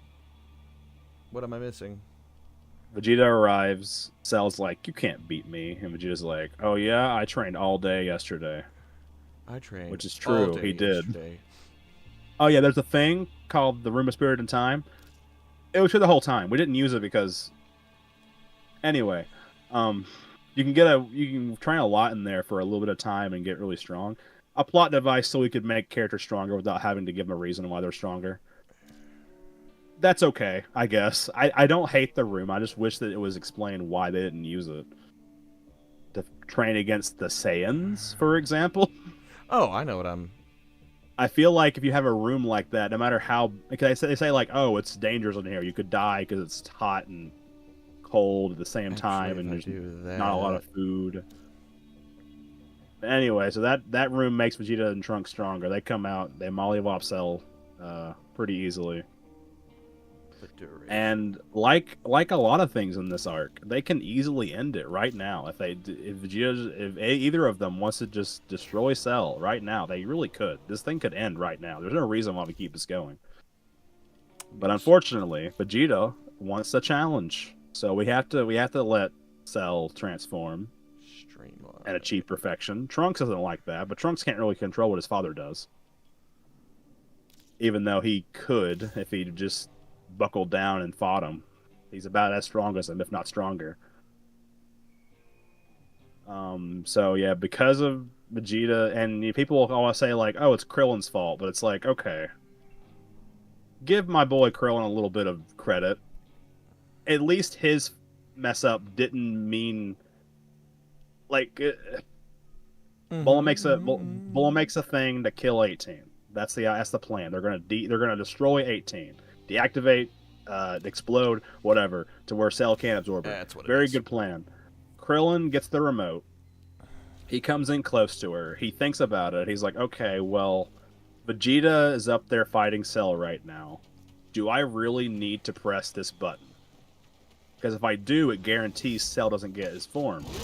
And if I don't, there's a chance I can smash. Well, that's the joke. I know. I know. I don't know if that was his, because that is Krillin definitely. Krillin is kind of a pervert, but like he's not like a terrible person like that. Yeah, not yet. But deviancy, it gets into your brain, man. Krillin's a good guy. He wouldn't. Krillin's a good guy. Now, if it was 17, I have confidence that he would still choose not to do it if it was 17. His logic was they haven't done anything wrong yet. They haven't killed anyone. They don't deserve to die. They were transformed into these figures, these monsters against their will. They were made this way. If Vegeta's gonna kill Cell, then the only thing I'm doing now is just killing an innocent person with no Dragon Balls to bring them back. And no reason to bring them back because they're not that good at people to begin with. So, in my opinion, Krillin's decision was very good. I think that's pretty... It was the hero decision. Well, it's less because a hero would have just destroyed it because they realized that it's not worth the risk. When life's not worth the thousands that could be lost with Cell. But I think that out of all the stupid decisions that were made, that's probably one of the ones that the Turtle School would have definitely inspired. Just the idea that's like, you must save innocent people, even if it is risky. You must always. I still legit wish he would have taken out Vegeta. Who, Trunks? No. Back in the when he was first leaving. I will admit, there's no reason why they should have let Vegeta go. That was a total, that was Toriyama wanting to keep him around because he was popular. That was literally what that was. Understandably. He was popular. He was very popular. So he's like, let's not kill him off yet. Let's keep him alive. Let Goku be like, listen, dude, it's on me. So I put it on Goku more than I put it on Krillin. Goku told Krillin not to do it, and Krillin's like, well, you did save our lives, so I do kind of owe you this. So fine, but if he comes back, you kill him. If he comes back, you're dealing with it. You got it, baby. You got it. I got it. Yeah, but, literally, that was just Goku doing a weird thing where he just wants a rival. So, we put the entire planet in danger, universe, everything, because Goku wants a rival. Such a hero. Yeah. I mean, yeah. Goku is a lot of things, but he's not a hero, and necessarily at least a Western hero. He's definitely not a Superman kind of person. Goku is a hero in the sense that he fights for his friends. Now he's based on generally a good person, generally a non-selfish person. He's based on the right? Sun Wukong originally, correct? Originally, he was, his original design. And so, what kind of differences did they make? I'm just curious. Goku, I mean, at the point you're talking about, Goku had developed into his own kind of character. He was based thinly upon Sun Wukong at the beginning, being kind of like a strong little monkey boy who had some attitude problems occasionally. Eventually, he kind of developed into his own character outside of that. I do love the whole, if he hadn't been dropped on his head, he probably would have smushed the human race. So about that, that's not accurate anymore. What? When did they get rid of it? If you want to count the Dragon Ball Super manga. Okay. As canon. They changed right, because Gine and... Yeah, you were telling me about that. Goku went from being any other Saiyan and his father any other Saiyan. To being like a genetic anomaly, yeah. They're both special in the sense that they're both gentler Saiyans. They're both Saiyans that is kind of a bummer. I actually never made that connection with that. I don't hate it, but it does kind of ruin some things. But it is kind of... I kind of like the other way, just because it was kind of more funny. He's the only reason that everyone's alive and he's saving them is because he, Gohan did an oopsie. Oops. Bonk. Sorry. Kakarot, no more. Now we have Goku. No more Kakarot, now Goku. Oh. He's a very pure-hearted boy. He can ride the Nimbus cloud. He's good. The Nimbus. It kind of is a bummer you don't see Nimbus anymore. We see him occasionally. The last time we saw him, I think Goten was riding him in Super. Yeah, we saw him in Super. He gave it to Goten. and that's kind of cool. And we always see Goku riding it in like the ending themes because everybody's like, oh, he's riding the Nimbus. And we also saw in the lead up to Tournament of Power there was an episode where Clem was getting the Nimbus. Let's talk about the Nimbus for a second in general. The lore behind the Nimbus. I know Is the Nimbus like alive? Is it like a pet, like a dog? Is it like? So how it works is it is essentially a sacred gift. It has sentience. It is so during OG Dragon Ball. If you go back and watch the Dragon Ball, they explain the origins of the Nimbus Cloud. We first learned about it from Master Roshi. He says he was given to it by Korin. Or not by Korin, he said he was given to it by somebody. And we learned later on that was Korin, because he didn't write that yet. Korin on Korin Tower, he's a cat guy. He has a big, giant Nimbus that he tears pieces off of. What? Which are all their own individual Nimbus clouds. So, okay, hold on. That makes even more questions. So, is it one big sentient mass that then, like, you pull it off and get little pieces of sentience off of it and it creates a whole new life form? Or is it little pieces all just bundled together like a... There's layers to this. Like a man of war. We first... Because That's a we don't see it. Reference. We don't see that when he first meets Korin. This is after his Nimbus gets blown up by General Silver, I think. Yeah, the Nimbus got blown up by a Red Ribbon Army guy. Blow up a cloud. They did. Okay. I don't know. Okay. They killed Nimbus. They killed Nimbus, guys. Really though, Nimbus can't die. They That's realized that later. We were told that later that he can't die. Goku assumed he died because he disappeared and he couldn't call him anymore. But then Korin's like, "Don't worry." He came back to the big Nimbus clouds and he just tore them. It wasn't really tore off. There are a bunch of Nimbus clouds all kind of stuck together. And then he comes off. Here's Nimbus back, the one that you met at the beginning of your journey. There it is. It's back over here. Like, oh, there's Nimbus. And Nimbus knows Goku enough to where he can call it and it'll come, and also his children can call it and it'll come. So Nimbus has saved Gohan, it's saved Goku. Right. It has subatomic penetration. Sorry, somebody's name in the game that joined the party. Nimbus has a form of sentience, but I think it's basically equivalent to. What's happening? I would say it's almost like a dog. Guys, I'm doing some weird things right now. What are you doing? I don't know. I think the game might be frozen. I'm going really fast in place. You're saying into the future. I think it glitched. I got no control. I need to restart. Bad boy. I'm gonna have to restart, boys. Give me just a second. So the Nimbus, it is definitely sentient in the sense that it knows Goku and it has history with him and understands when to come when he's in danger, and to save his son. But I don't think it has any more sentience than like a dog, maybe, because it never really. Well, I can't really say that for certain. And it never talks, but I don't think clouds can talk. So I don't know. It's definitely it knows Goku. It remembers Goku. Can it mentally talk to him? It's been around since the very beginning, and it's helped him through many things. And so I just called it a character on its own. Nimbus is a character. We never see multiple Nimbus clouds. We only see that one.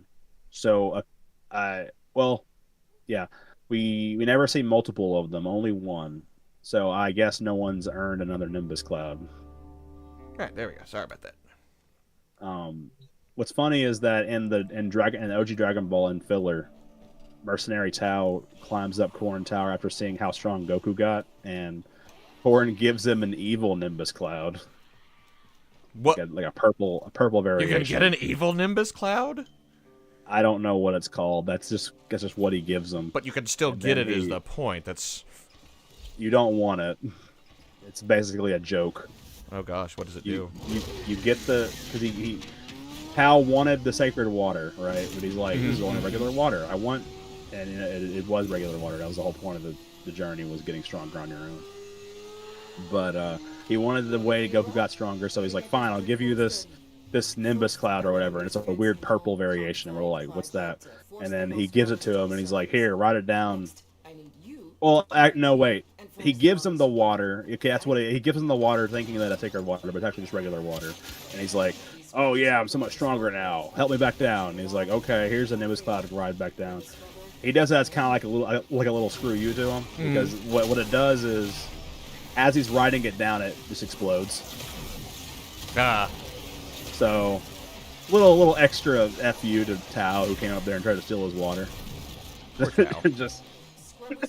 No, poor Tao. Tao's a terrible person. What did Tao do that was so bad? Killed people. A lot. What did Tao do that was so bad? He killed Blue with his tongue. That's true. What does that even mean? Well, how do you think you kill someone with your tongue, Adam? What would your first thought be? Most vital I don't want to area answer that on you live can stream. strike. Okay, well, he thrusts his tongue into Blue's head, and it just disintegrates his brain or whatever. Ah, yes, of course. He's so Tao is such a cold villain. I love him. I love it when I get a mission and I can't get any enemies because somebody's running around killing everything. I also love when anime do the thing where it's like, this is the villain from the previous arc. It made our guys really struggle. This new villain can one-tap them. Have fun, everyone. Basically, Tao comes in, kills Blue in one shot with his tongue. Then he proceeds to throw a pillar, and somehow it has enough acceleration to just fly him all the way to the Styx, like the other side of the world, basically. Oh my gosh, man! I never and get then this feeling. Tao is one of the coolest villains, I think. He's really cool. I like him. I think like for him as a classics, person. yeah. He's a terrible fucking person, but I love Tao as a villain. So what exactly did he do? He's a mercenary. He kills people. His shirt says "kill you" on the back of it. he is the definition He of a bad enjoys person. being bad. If bad person was dictionary, he'd be the person in the dictionary. He's the Okay, picture, Frieza. Listen, I'm stuck. I'm not trying to be a Frieza bandwagoner, but at least Frieza treats his men well. At least Frieza has the insurance Does he? plan. Yeah, he does. I Gives don't. them protection. That's why people join the Frieza Force. They get protection. It's like a mob. And also, well, he did blow up a lot of people when he came back to Earth. I was gonna say he kind of. I've seen him. teetering. I've seen him take out people of his own before. He's At just least in Super Broly, Frieza is a pretty good boss.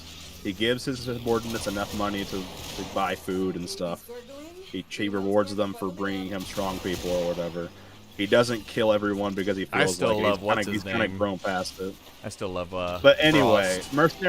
Mercenary Tao doesn't have any henchmen. He would definitely kill them all as soon as they decided to be weak. This is because Mercenary Tao is the brother of the Crane Hermit. Oh. The Crane Hermit is Ten Shinhan and Chaozu's master. The Crane Hermit is a dick. If he's bad, like, I'm trying to think of how to word this. Like, who's bad? Tao? No, the Crane Hermit dude. Crane Hermit, yeah, Crane. So he's bad. Like, he is considered like canonically pretty bad. Pretty bad. Yeah, I wouldn't say he's like. So how did Tien and Chaozu become like? And for that matter, how did he even take on Chaozu? Because Chaozu is just like not mean. Don't make fun of Chaozu. Don't make fun of him. I'm not making fun of him. I'm saying like he's not he's so short and he's weak. not a like no. He's just not a bad person. Like. So the story behind Ten Shinhan and Chaozu and Crane Hermit, as far as I know, the Crane Hermit took like the Crane Hermit, I say he's bad. He's more of a dick than bad. The Crane Hermit just wins by any means necessary. Any means necessary, he will win, even if he has to kill. Oh, so he's he will win. Yeah. He is evil in the sense that he is, because he's meant to be a reversal of the turtle school philosophy of like challenging yourself and bettering yourself and fighting for peace and what's good and saving innocent people. He's the counter to that, where it's like, oh, get strong, win no matter what, use all the cheats you can. It's all on the table. I call hacks. Fun fact, the ability to fly, Buku no Jutsu, I think that's what it's called. Buku no Jutsu, I think it's what it's called, was originally a Crane Hermit thing, because it was seen as cheating to fly during combat. Eventually, they got past that because they realized that flying was pretty convenient. Yeah, flying's pretty convenient, actually. It's kind of a dumb rule we're riding ourselves into, guys. To this day, Roshi has not learned to fly. Because of his philosophy. Of that? Yes, he has not learned how to fly like on his own. He uses I know he uses jetpacks, ships and stuff. Yeah. He used the Gamelon for a while. The Gamelon's a giant spinning turtle, by the way. He rode on it. He rode on a giant Gamelon. Come, giant Gamelon. So why Gamelon? Which I guess it's because he didn't use it during fighting. I was gonna say, why would Nimbus? I really think it's a matter of just he's an old man who refuses to let go his morals, which I guess I respect. I don't. He doesn't want to. Gotta be willing to accept change. Tenshinhan used Boku no Jutsu first, and they're like, "Hey, you can't do that. That's cheating. You can't fly." And then Krillin, since Krillin is like a master at strategy, he learned it, and then Goku learned it, and they all just kind of eventually just learned it. And now it's a very simple key technique that everyone needs to learn. Everybody knows in the beginning. Yeah, so flying was originally just a bad thing. You don't want to fly because it ruins the rules of tournaments, which is very fair. When you can fly, tournaments kind of become boring. The whole ring out thing doesn't really matter anymore. Dragon Ball was better when ring outs were a thing. They were way more stressful. Ring outs are not a... The TOP Would you really have been happy with a ring out? No. I would not be happy. I'd rather demolish He's back. Whoa, look at that. Anyway, so the Crane Hermit. I got on a tangent again. The Crane Hermit. Oh my god. Yeah, we've been talking Dragon Ball. The history of the Crane and Turtle schools goes back to before Piccolo was even around, which is a long time ago.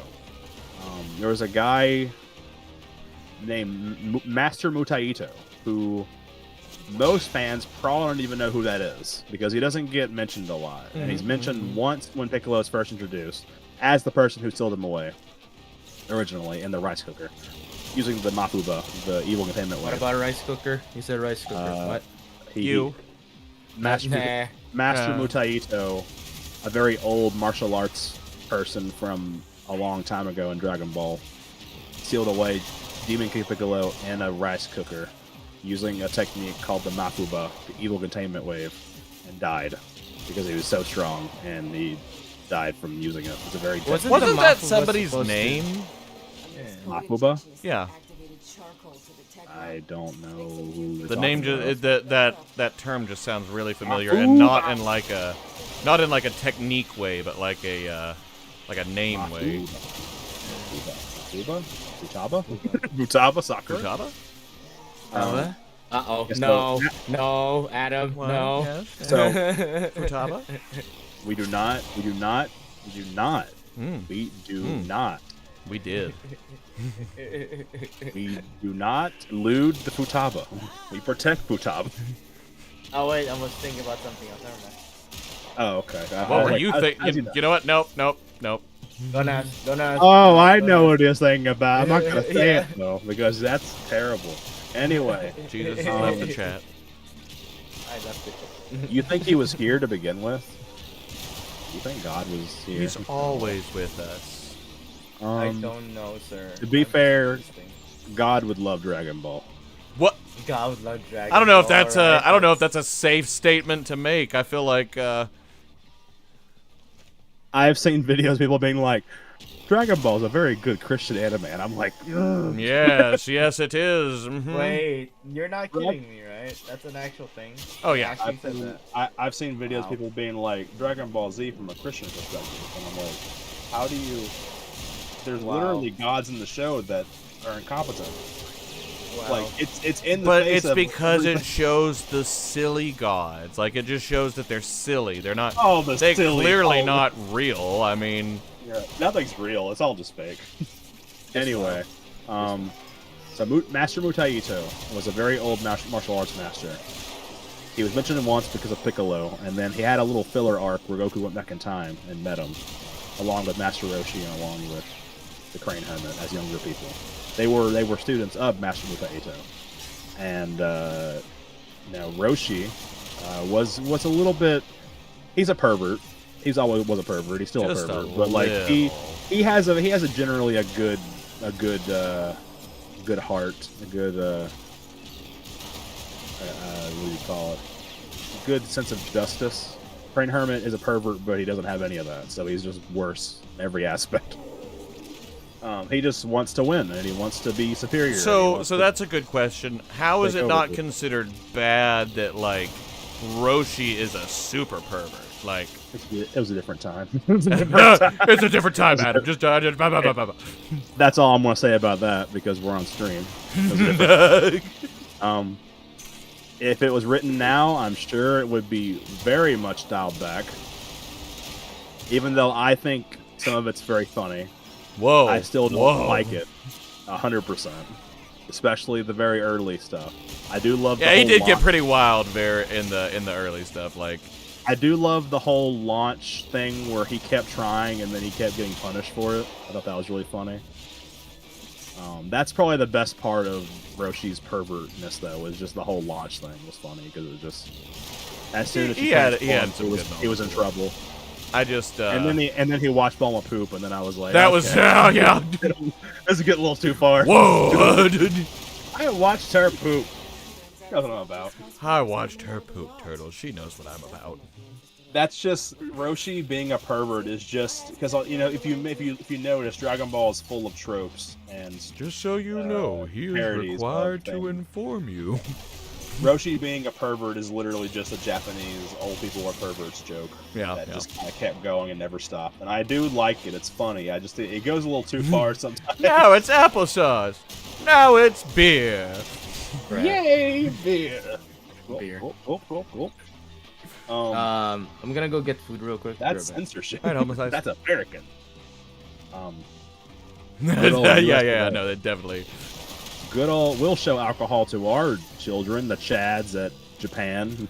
Can have That's definitely can't have violence, or definitely can't have violence in our shows, but you know. Or no, what is Blood? it? Sorry, We love blood. I'm getting it backwards. Can't have beer in our show, but you know. You can have the main character getting All the violence. his chest destroyed by a beam I from can't. a green man. I can't breathe. Also, did you know in the manga Piccolo has 4 fingers? He always did. I don't know how I appreciate that. The 5 fingers was an anime thing. When they brought it over to anime, they decided. To Oh, give they him actually 5 gave him fingers. 5 in the anime? That I did not realize that. That is because there's a thing about the Yakuza. Oh yeah, They cut yeah. off I could fingers. see that being So slightly. kids being exposed to a 4-fingered bad person might not be a good idea. Because he's also evil, so it's like, bad We're influence. stepping on a lot of things here, boys. Yeah, Piccolo's design is really good, but the 4-finger thing had to be nixed because of just we're trying to market to kids here, dude. Like young kids All right. that are gonna know about this, and 4 also. If you didn't know, in Japanese, 4 is she, which also means death. Oh. So, which is also why Eri was 4 in in Mercury. Which Yeah. Mercury, because they all died, and that was the The scary part significance about because it. it was 4. That's neat. Yeah. I didn't know that. In fact, that's like you know how we don't like 13. That's kind of like their 13. They I've always usually found that as weird. People not liking numbers. Like it's superstition. That's really, but it's a cultural thing. So you gotta kind of yeah. But I mean, like I've never. I don't know. I've just never had. With them, I think it's just an unfortunate side effect of that. Some sounds are going to be the same as other sounds. So like, death was assigned she, or also was assigned she. Okay. I think they're different enough. Like they're different like endings to the word to where you can kind of like death is like she, and then 4 is like she. So it's like it's so close. They're so close in sound to where you could accidentally say death while saying 4. So I would like 50 death burgers, please. What? 1, 2, 3, death. What? So what they do a lot in Japan is when they count, 3, death. there's actually an alternate way to say 4. I forget what it is. That's hilarious. But they have an alternate way to say it, so they don't have to say she. It's pretty funny. Anyway, so that's also a reason why I like Piccolo, is because he's just full of little things that are just like, oh, that's a pretty cool design aspect about it. I wish that these site stuff and things were tradable, and I could just like give them away to like people on the channel. Because I get so daggum many just going out and doing missions. Sorry, go ahead. My cup runneth over. My cup runneth over. So anyway, you ask about why Tien Chen Han was a bad person or whatever. Mm-hmm. To my understanding, Crane Hermit brought him in, and the same way Roshi is like almost like or a not father Tien figure so much. to Goku. Tien I understand. Like he's more of like a but I was more meaning Chaozu. Chaozu, I believe they met under the Crane Hermit. Chaozu was already there. We're not sure why he was there. Probably because he couldn't do much else. He looks like a Chinese doll. And he can't lift much. He has psychic abilities, which I guess would come in handy for a trickster. So that's why Crane Hermit kept him around, because he could do psychic tricks. Gotta go back here Freeze and send people in place. Amira a message and a birthday present. Hi, Zach. Zach? Zach! You don't need to join us unless you want me to hear about Dragon Ball for a long time. It's just up to you. We're just doing Warframe. Doing some Dragon Ball Warframes and running my weeklies and sending Amira a message. So my headcanon, I guess, for why Chaozu was with Crane Hermit is that Crane Hermit found him, realized he had abilities that could be useful, and just brought him in. Tien Chen Han was more like he's strong, he's willing to kill. That's pretty good. Bring him in. Chaozu and Tien Chen Han became really good friends, almost kind of like brothers in a way. Mm-hmm. And so they were ride or die, both of them. They were like, we're in this together for the long haul. Me and you and me. They're one of the cornerstones of like Dragon Ball, but almost no one knows about them because they weren't used a lot in Z. Neither was Yamcha, but Yamcha wasn't used a lot in Dragon Ball anyway. So, anyway, so Chaozu is a pretty cool character. Unfortunately, he doesn't get used. Ironically, Chaozu never talks to Goku. Like, he never interacts with him at all. He talks to Krillin, talks to everybody else, but Chaozu and Goku never really have a conversation more than he talks of Chaozu, which is funny. Chaozu's main ability is he's psychic. He can freeze people. He is an okay fighter. He knows the Dodonpa, the Dodon Ray. But his main ability is psychic. He can freeze you in place. He can move objects. I'm guessing he's kind of like Goldo in the sense that he can like do telepathy. Mm-hmm. The only thing is, he sucks at math. Give him a math problem, he can't solve it. His abilities do not work. That is how that's how they won against him. It's like 4 plus 4. 4. He's bad at math. So he's got to count on his fingers. He's like 1, 2, 3, and then during that time, his thing breaks and you can get out of his lock, which is a very funny way. Because he's like, oh, you must be really smart, right? It's like, yeah, but I can't do basic math without my fingers. Okay, melee and amp is what I've got, so I need secondary. Okay.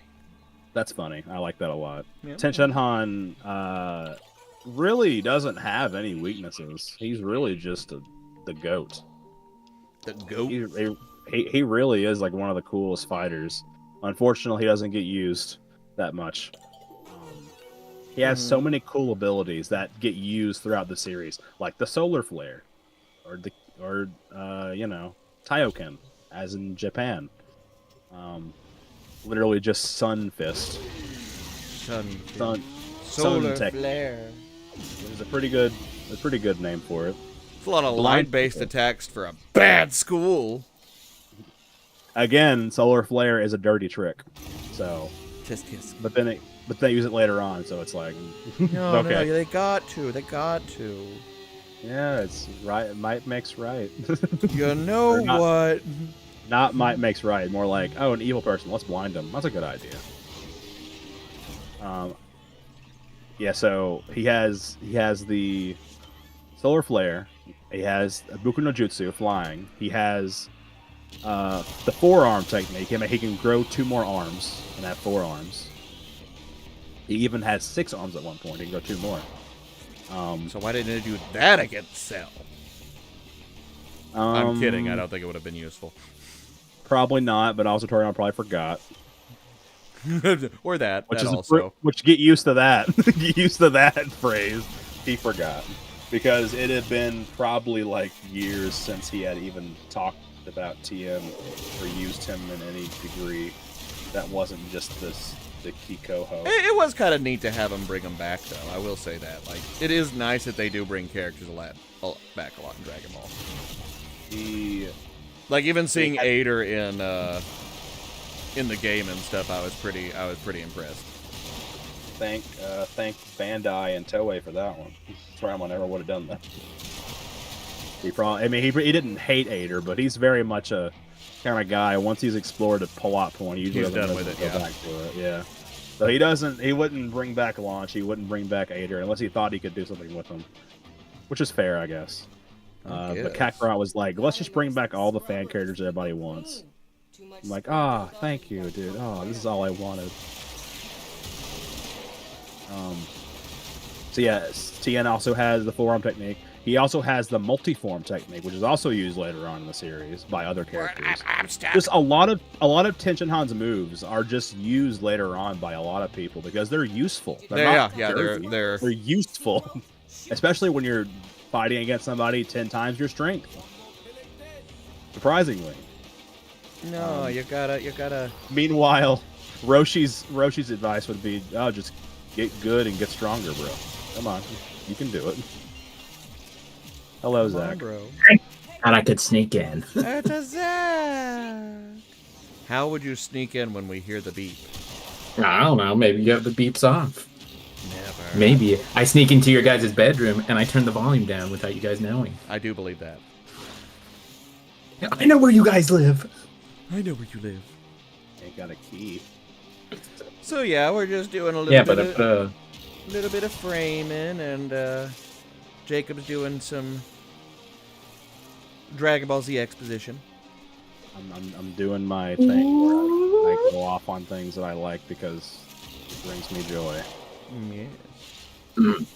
And I'm Adam trying to talking get about enemies Warframe. in here. I may just go do a survival on my own. Actually, I'm basically filling the empty space when Adam's playing when he can't talk about Warframe.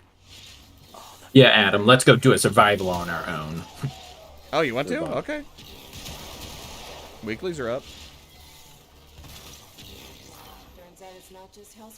That was half sarcasm. I almost got Nico interested again earlier. He was getting curious when I told him about the pregnant frame, and Did Nico leave? He's still here. he's still in here. He went and got muted. food. Yeah. Oh, okay. Come on, then. Maybe the bit was me. He's a hungry boy. Let me see what rewards are there today, this week. I've already gotten some adapters.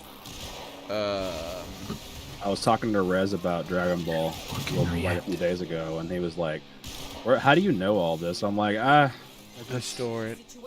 I downloaded it into my brain. It's there forever. I can't ever get rid of it. After a while of being a Dragon Ball fan, you will eventually know nearly everything about it because, yeah, the creator was very honest, and he was also very just honest about how he didn't really think a lot of it through. He just kind of did it, and also there's so much documentation about the series at this point. I showed him like the picture of like the Android flowchart. Like, how do you have this on? How far do you have to go into the depths of the thing? I'm like, I already knew about it. I just had to find it. Into the depths. One day I will have all the manga panels.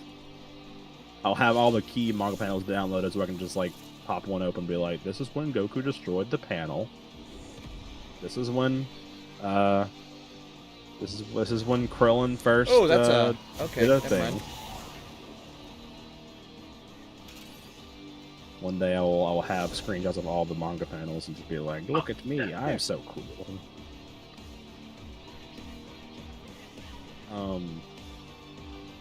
Yeah, I guess the funny thing about Dragon Ball is that it constantly will go back on what it already established because it's got to advance somehow. So a lot of Tenshinhan's moves get reused by other characters. And even Goku, when he's using the Solar Flare for the first time, he's like, I'm sorry, I gotta use your move, Tenshinhan, Solar Flare. And I'm like, oh, he acknowledges it. Good. He acknowledged that all this is because the Crane Hermit School actually have some pretty cool abilities. Oh, because the Crane Hermits. Yeah, so Crane Hermit, it's a dick, but at least his students are pretty good at coming up with ways to not die. That's good. That's fair. Sometimes you gotta be a little sneaky. Sometimes you gotta be a little sneaky. That's really the lesson I guess learned. All right, Zach, are you gonna be jumping in? Yes, I can jump in. Okay. Also, what are we doing the survival for? You just need to kill enemies? Yeah. My current one is enemies with abilities. And let's see here. I think it's 500. Yeah, it's 500 enemies with abilities. Many. Also, as a Dragon Ball fan who this whole season is like kills. Sorry, go ahead, Jacob. A Dragon Ball fan like many in the States who started out with Z, it felt so good to finally understand all the backstories of all the other characters because like it alludes to it in Z. That if you want, hold on 1 second, Jacob. If you want, Zach, we can go ahead and run a smaller one since you only have containers. Just go. Oh, okay. You're interrupting Jacob. It was very cathartic to go back and realize that all this was actually built up in the original series, and Z kind of just carried on from where Dragon Ball left. And I guess Dragon Ball did get a TV run pretty early on, but I never watched it because by the time I was old enough to watch stuff, Z was already the thing, and Kai was already being produced. So I had watched Kai. That's how I first watched Dragon Ball Z. Was Kai? Was the more cut down version. Dude, I remember when I was in high school, like I knew some people who watched Dragon Ball, but it was like that time in my life I was not interested in anime, and I did not want to be labeled a weirdo. So I was all like, I got weirdos. I got that label. And it wasn't until after high school that I actually, when was it? I got into anime, and then when I actually watched like Dragon Ball up to, what is it, Beerus when he comes in? Mm-hmm. The God of Destruction, is that it? Right? Okay. That's basically where I kind of tapered off. But I didn't watch that until, I think like first year of my army or mid-army career. So it was a while, but my love for Dragon Ball is definitely left it on public. It wasn't always as strong as it used to be. I used to be more low-key about it. I had a friend that I knew throughout school that I didn't even know he liked Dragon Ball until we were like, "Oh, you play Dokkan Battle? Oh, I love Dokkan Battle." I was like, "You like Dragon Ball? I love Dragon Ball." Like, I love Dragon Ball. How did we never bond over this? Like, it never came up. I'm like, that's fair. You guys are already in on it? Yeah, we spent like the last senior year of my high school just playing Dragon Ball. For some reason, it kept it on open, and I don't know. I gooped somehow. Just call it what it is. To be fair, Zach basically did get Dragon Ball. I mean, if he read all the way up to Beerus, that's basically past the main story of Dragon Ball. The rest of Dragon Ball can be skipped, just for the idea. It's like, Technically, well, it's not really canon, right? Is that if what you were want telling the me? main story of Dragon Ball, that's what you do. You either read the manga or start with OG and then work your way up at the, and then at the end of Z, that's the end of the original story. That's the end. That's where it stopped. Toriyama stopped personally writing it at that point, and that's Dragon Ball for you. Unfortunately, Toei likes money, so they decided that Money. even because you know how Dragon Ball, the anime and manga were side by side a lot of So the times. show's over, right? Yes. But hear They me produced out. anime alongside the manga, and they kept getting too far ahead, and they had to come up with filler and stuff to pad out the time. And that created a lot of problems, because now we have 2 different continuities. And that's not even getting into Super. Yeah, I was That's telling a him whole about other the. can of worms. Actually, in fact, what got all of the Dragon Ball Z stuff started was I was telling him about Intrati and how they. I was telling Nico about the proto frames and like what they are, and and Time travel. got Jacob onto the Goku Black. Because time travel in Dragon Ball is stupid, but it's funny, so it's okay. Honestly, anytime like a storylines are like, we're gonna do back in time, it loses. Like, I'm just like that. No, don't do back. Like, go back in time. It's the stupidest I think thing, it's like, because it's kind of storylines like, can do. It's like, oh, it's just like we just want to reset it. That way we can do more. And it's like dumb. to No, me, no. it's kind of like the Dragon Balls. Like it's a cop out in some ways. Like it's. I think it's cool. I mean, I create do a like story around it sometimes, but I get it lowers the stakes. That's what I was trying to say. Like it lowers. The best you could do with time travel is just have a future version of a character appear and then do nothing else, because anything they do is going to affect their own existence. If you let you do multiverse theory, that's fine, I guess. But the best thing you can do time travel wise in a story is just have a cameo or something, like a time skip almost. And that's, I guess in that case it's less time travel and more like, let's go to the future and see this character. Oh, look at that. That's just Okay, back to the we future. go. Calm down, Morty. Back we go. No, that actually has problems. Unless, like, I will say there are some like TV series and movies when they're actually like the main plot is time travel. Speaking It's, you know, they do make it good, but it's like if it's some other show that's like has nothing to do with it, and then all of a sudden they bring in like a season where it's like, oh, time travel and everything, and it's just like, what? Why?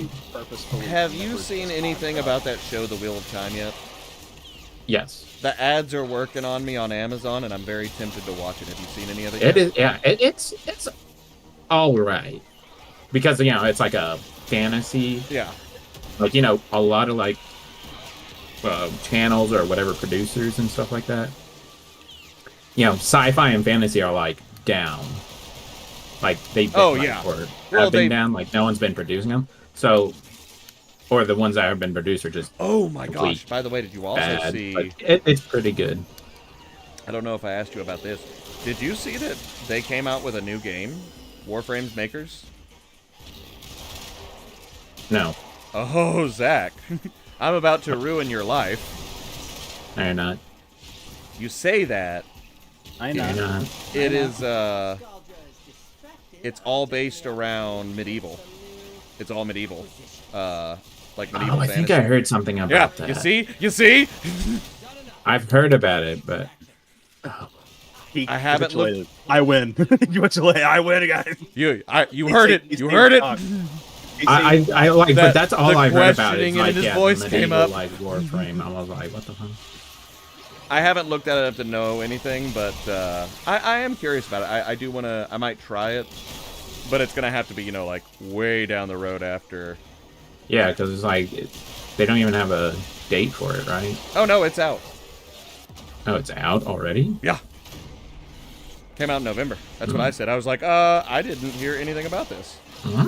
One more endless book to store What is in the this world you speak of? library. So it's called Soulframe.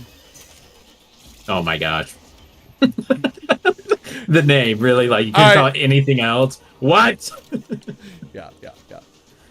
At least Now- put a little bit. Now of that said, effort it's into it. not related to Warframe. Like it's Yeah, not, I know, but that makes it even worse. Like it's I not know, even related. It's like They're like, we're gonna make sure we connect our brand.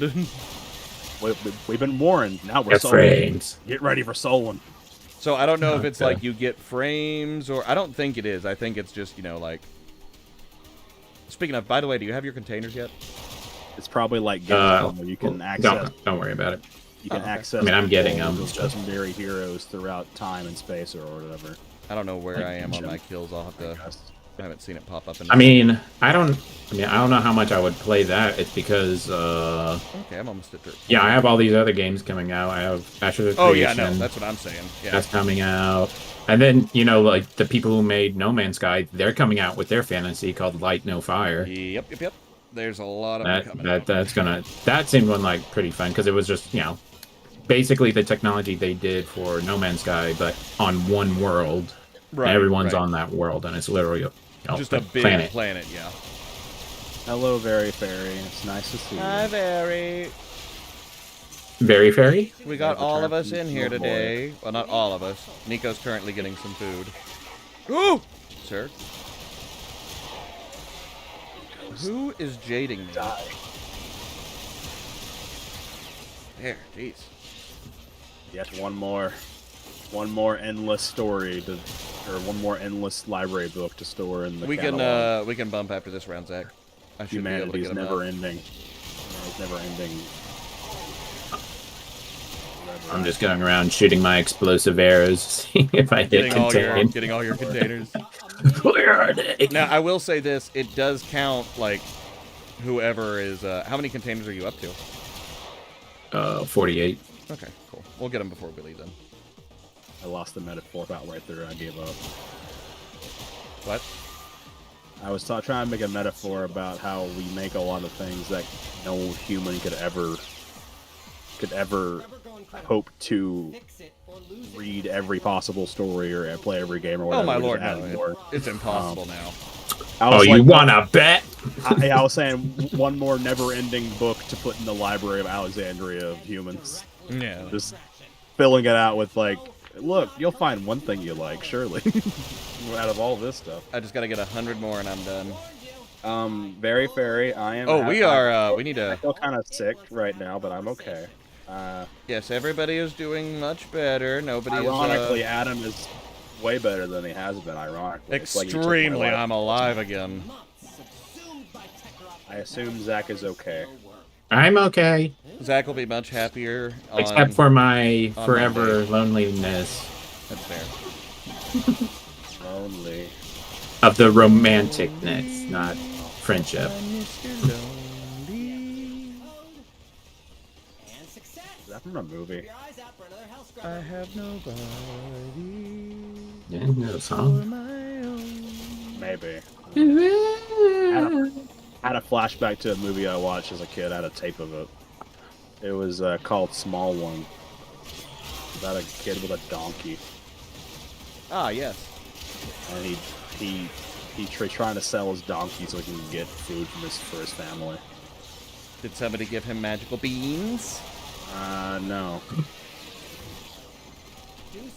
It's actually like I think it's a very sad story. I don't remember how it ended. All I know is that he would sing, small one, small one for sale. Oh, I haven't watched that. I just remember the little train that could. Never. I don't even... Did I watch a very bad movie? Maybe. Did I watch a movie that was not made for children? Was it Christian? It may have been. That Hold on, I'm gonna look this up.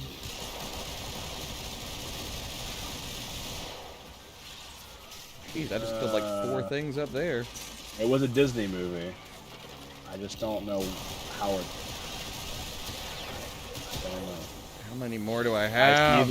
I see the Star of Bethlehem. Uh-oh. Uh-oh. I'm trying to find containers. They're just. I think everyone's destroyed all of them. Anyway, I did have to do 2 missions for that one, but oh, you played Zelda? I was hoping we would be able to get it in one. I figured there'd be enough.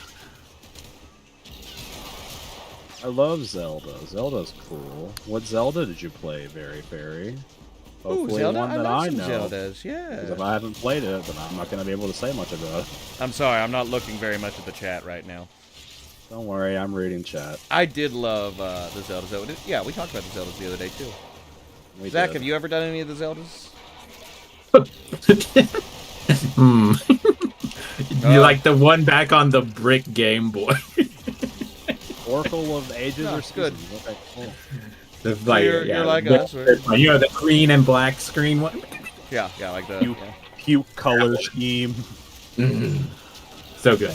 Oh, Link's Awakening. Okay, I haven't played that one. Link's Awakening on the Switch, I guess, the remake. Remake of the GBA Link's Awakening. I think that was on GBA. Or regular Game Boy. I think regular Game Boy. So the thing about the Game Boy is weird because they had the Game Boy, then the Game Boy Color. Some games were Game Boy Color exclusive. Some games, but all Game Boy games could be played on the Game Boy Color using Game Boy Color graphics. So they have some color now. It's not a lot. Game Boy Color games were colorful, and you couldn't play them on the original Game Boy anymore. Link's Awakening was one of those games, I think. Because they released it first on Game Boy. Then they released Link's Awakening DX on the Game Boy Color, which added some extra late game content, and of course the color. So it's a very weird. Come on, give me like a Awakening. couple more. I'm ready. Do you mean the original? Do you mean the color version, or do you mean the Switch version?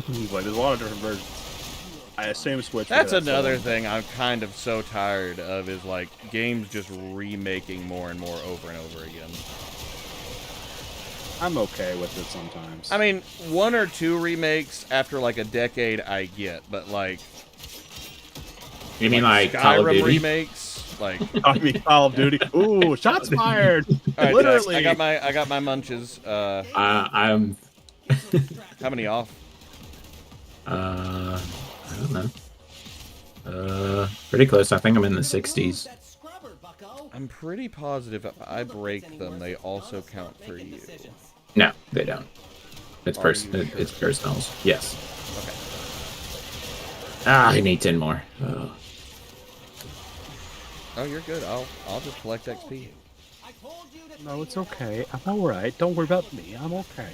Don't worry. I'm running on the rooftops and I'm finding a bunch. I'm gonna gonna get be us very some, biased, and I'm gonna say I like remakes and stuff as long as it's games I like.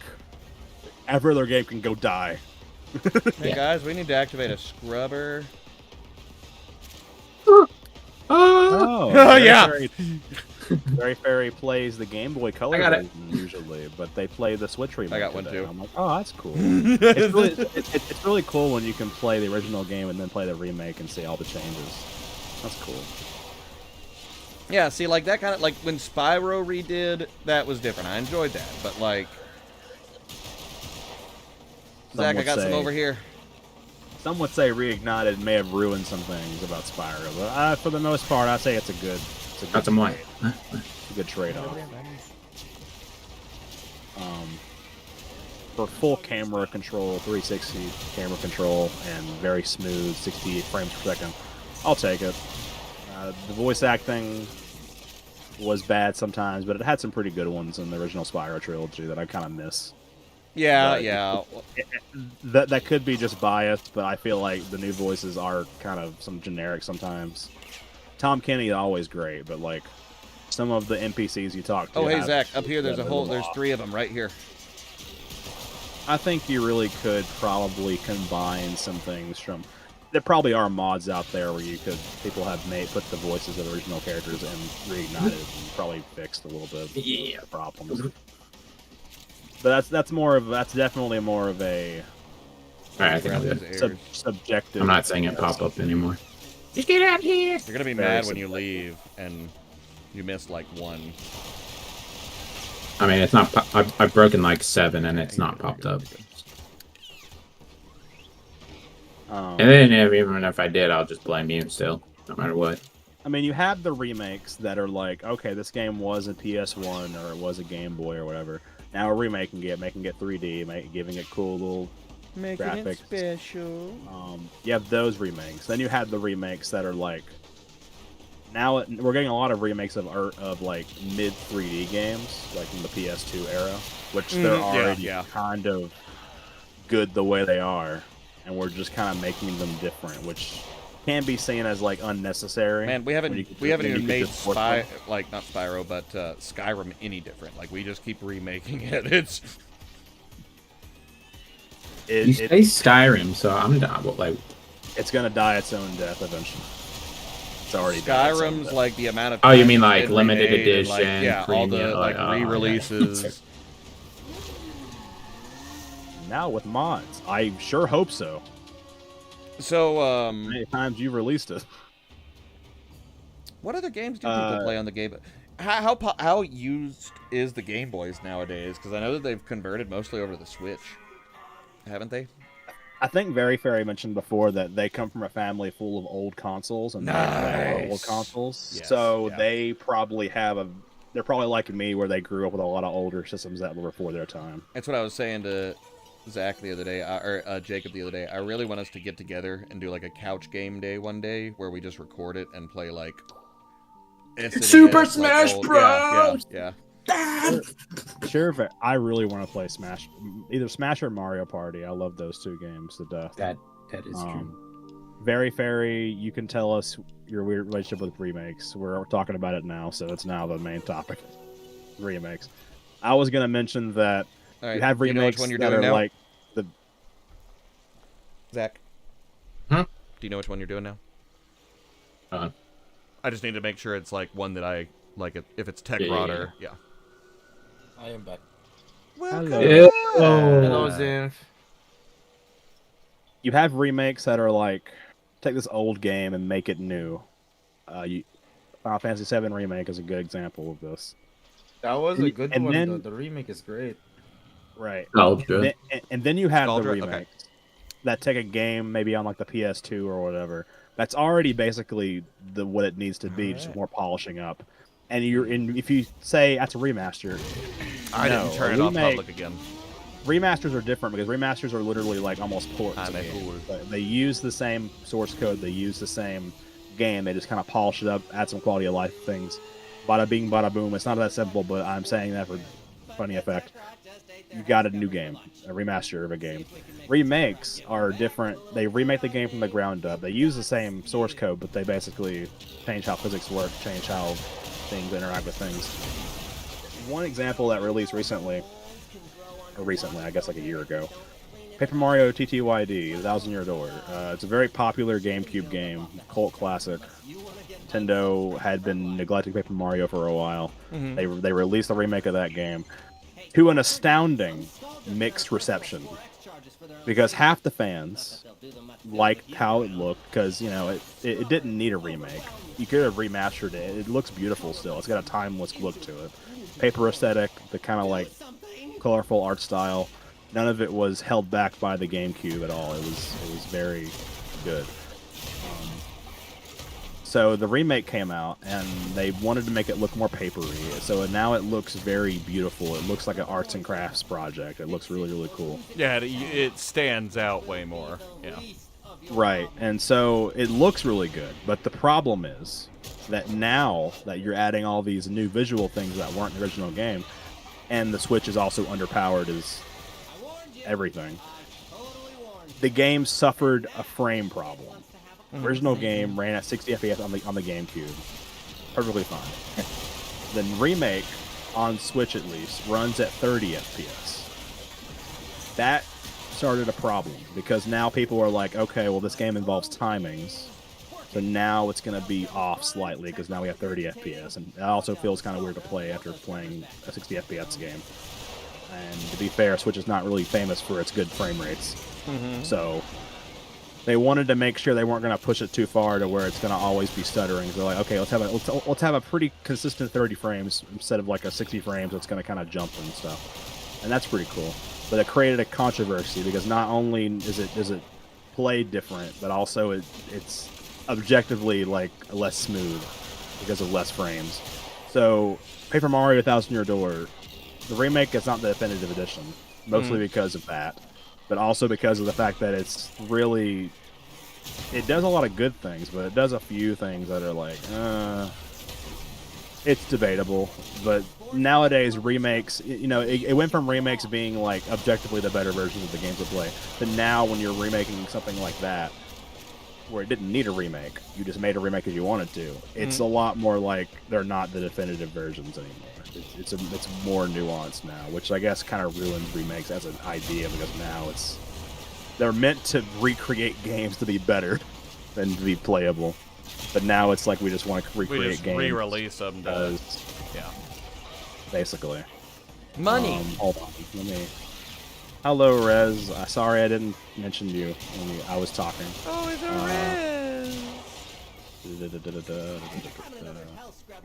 Oh, hi. Okay, so Luigi's Mansion. Do we know what that is? Yes. Does everyone know what that is? Luigi's Mansions, yes. Luigi's Mansion, released on the GameCube originally. One of the coolest games. It got criticized a lot by people because it's like it wasn't a Mario game. So everybody's like, oh, lame. Luigi, who cares about this guy? But it's a really cool game. Ghost hunting game. Not a lot of ghost hunting games out there, honestly. So it's a pretty cool game. Yeah. Very Fairy just mentioned that their first experience was the remake on 3DS. And it did get a remake on 3DS. Unfortunately, like I said, remakes of games like that, where they didn't need a remake, and on inferior technology, really just create more versions of a game instead of a definitive version of a game. So, well, now I don't know about that necessarily, because not everybody can always afford a certain console. So I can understand like releasing it on a different console. Like I can respect that more than releasing it for the 18th time on the same console. You know, like. Well, that's with every remake, isn't it? At least Nintendo-wise. Oh, I mean, people couldn't afford a GameCube, so they're like, I want to play Paper Mario, but I can't afford a GameCube. Please release it on Switch so I can play it on Switch. They're like, okay. Yeah, no, Cool. like Skyrim just... It's probably released on every console like 5 times. Like, not even... Like, Right. literally different versions. My argument assumes that... But they're all the exact same. Yeah, my argument just boils down to... My argument boils down to, you could very easily play the game, the original game, if you needed to. But the remake exists as a more convenient way to play the game, which, you know, with computers as good as they are now, you could very easily emulate GameCube on Dolphin. Fair. And play the original game. That is Pretty wild, easy. you know, that used to be something we could never do. Like, it was... And, you know, there's not... I mean, the only excuse you really have now is that people... don't have strong computers. They have like laptops or whatever, which I guess is fair. Anyway, I think remakes are good, but I think the way we're doing it right now, we're re-releasing games that don't need remakes. All we need to my point is all we need is a remaster. All we need is a remaster. That's all we need. We don't need a remake. A remaster is good enough because the game itself needs to stay intact for the preservation. I get what you're saying. Okay. I get what you're saying. So you don't mind... Remaking... Yeah. Remakes for games that are not outdated. That's a bad way to say it. You want them to stay in the same condition, though. Like, not necessarily the same graphics, but, like, the same play. Like, remakes for games that didn't have a lot of detail to begin with and weren't really that great gameplay-wise, that really had a good story and a good development team that really deserved a second chance in the market. That's really good. I love to see that. I love to see it when games get a second chance to wow people. Now they're not held back by the limitations of the medium, and they're being able to let their wings go out and they're able to fly. how you doing? When a game is already numbers, pretty good on its own. Rack numbers. I said, how are you like, doing on count? Oh, I'm good. Like, I finished it. Oh, you finished? Okay. Yeah. Well, I like just finished it. So when a game is good on its own and you don't need to change it, I mean, I do respect artistic intent. You want to like do it your own way. That's cool. I just think, you know, you should have the option. We can draw out on this one. I'm getting killed a lot for some reason. The only way they could have made the Paper Mario remake better is to have an option. I think every remake should have this option, regardless if you think it's too much work. You could toggle the original game. You could just toggle to it whenever you want to. You could just go from the remake to the original Grab one of version. these. remakes, when it comes to games nowadays, should just be a mixture of remaster and remake. I say That might be able to- controversial because it would take way more work, but I think if they're going to charge full price for it, you Yeah. probably should go ahead and have an option to play the original game in its original intended gameplay, controls, designs, whatever. Right.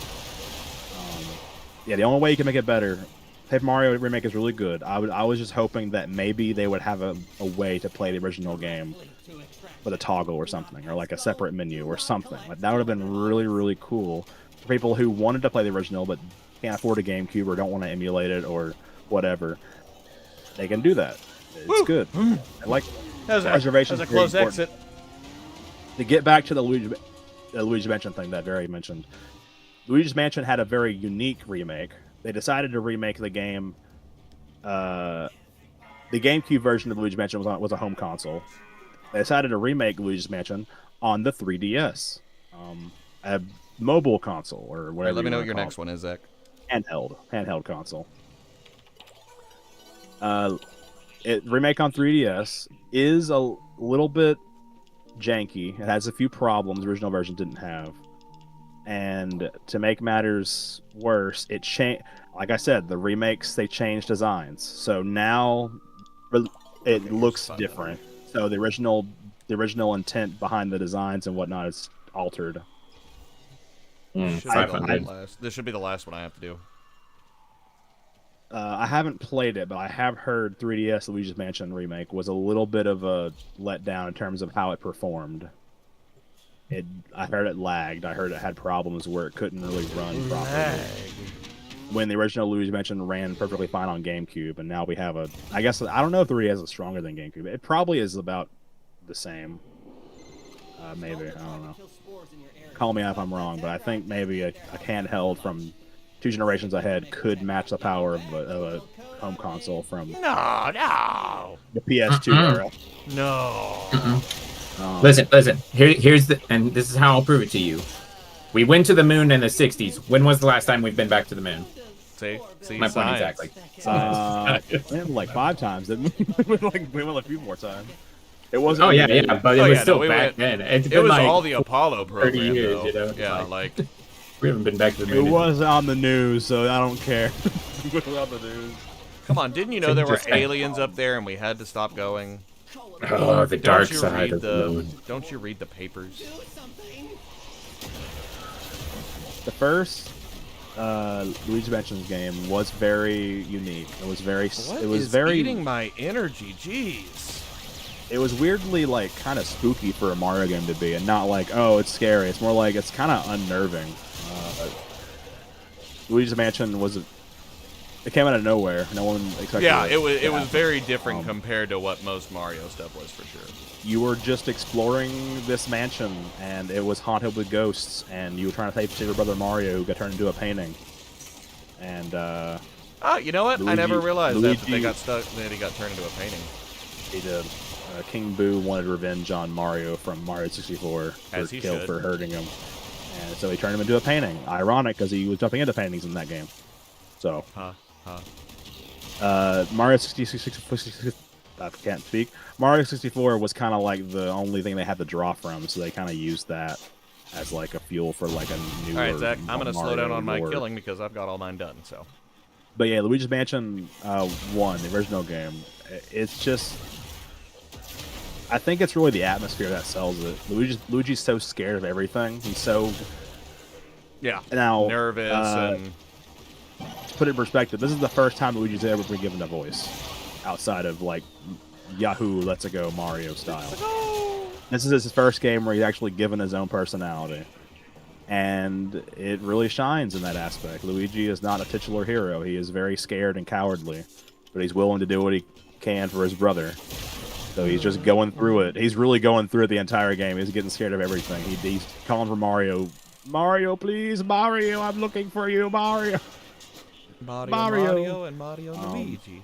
And he does it. Luigi beats King Boo, and that's now Luigi's like main foe is King Boo. Basically, Really? That's Luigi's rival. Yeah. Oh, okay, That's Luigi's rival. Luigi's rival, I yeah. gotcha. Not Mario's rival is always gonna be Bowser. Bowser. Yeah. But Luigi's rival is always going to be King Boo now because of Luigi's Mansion and how it kind of established that.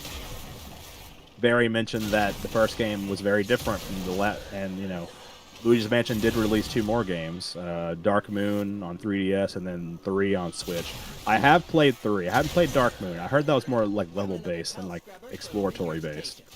The first game, Luigi's Mansion, was you had only one mansion you explored, and that was where you were the entire game. And the game wasn't that long, so you could do it like in a sitting if you wanted to. But the whole point was you could replay it to get higher scores and get more treasure and just have fun and try to beat challenge mode or whatever, beat the hard mode or something. But it's a very short game, and that's not really a problem. It's more just it makes it more fun to replay it.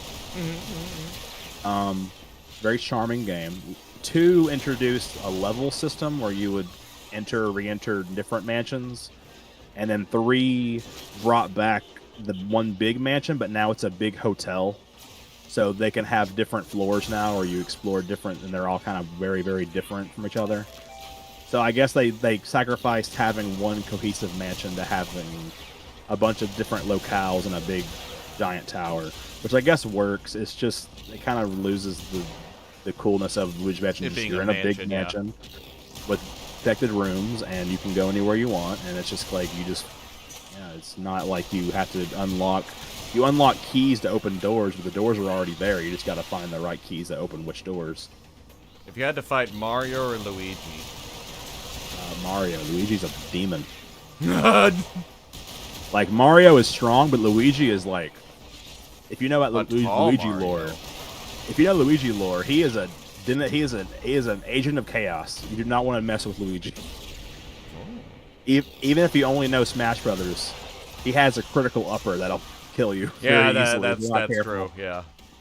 He's always been the brother, or I guess ever since Luigi mentioned, he's always been the brother who seems like he's weaker, but really he's just hiding his power behind it because he can't take away Mario's thunder. I mean, in fact, in Paper Mario, the one on the Wii, Luigi, it showed what a Luigi would look like if he was actually confident in himself, and he was a tech genius, and he. Oh no, he's hot. No. Mysterious Mr. L is one of the coolest characters in Mario lore, and it's not even like a main thing; it's just like a side thing. What happens is Luigi gets confident and actually gets his stuff together and uses all his strength. He can beat anyone essentially. He's really strong now. Like, oh no. We had to all team up to fight him. Bowser, Mario, and Peach had to all team up in order to be able to beat them. It's like, ugh, this is getting scary. Luigi, please don't ever change. If you do, you may become a bad person. So who would win in a fight between Shaggy and Luigi? Well, clearly Luigi. Shaggy. No, don't even bring up that bullshit. Well, clearly Shaggy is just a stoner. No, he doesn't have any powers. Superpowers. Clearly, Shaggy uses 5% of his power at all times. Okay, Shaggy is like using 1% power. What do you mean? Well, I'm saying he needs 5% to beat Luigi, but he's going to use 1% because he likes Luigi. They does like green. I don't think Shaggy could bring himself to beat Luigi. I think Luigi would be charming. Imagine Shaggy actually using all of his power. That would like destroy the world. It would. Forget the world. The universe. The universe. The very fabric of reality would crack and tremble. You know, like in Dragon Ball Super, when Beerus and Goku were colliding fists and nearly destroyed the entire fabric of space and time. That, but like immediately. That, but immediately. Oh, hello, sir. Let's see. I've always loved when I was like how it felt eerie, how you were sucking up a ghost. It feels like you're actually playing by the War of the Ghost. Yeah, I do love sucking up ghosts in Luigi's Mansion. It's kind of like fishing, I guess, in a weird way. You like suck them, and then you pull where they're not going, and then it like makes a ticker, like a timer, go down or whatever. And then the better you are, the faster you can be.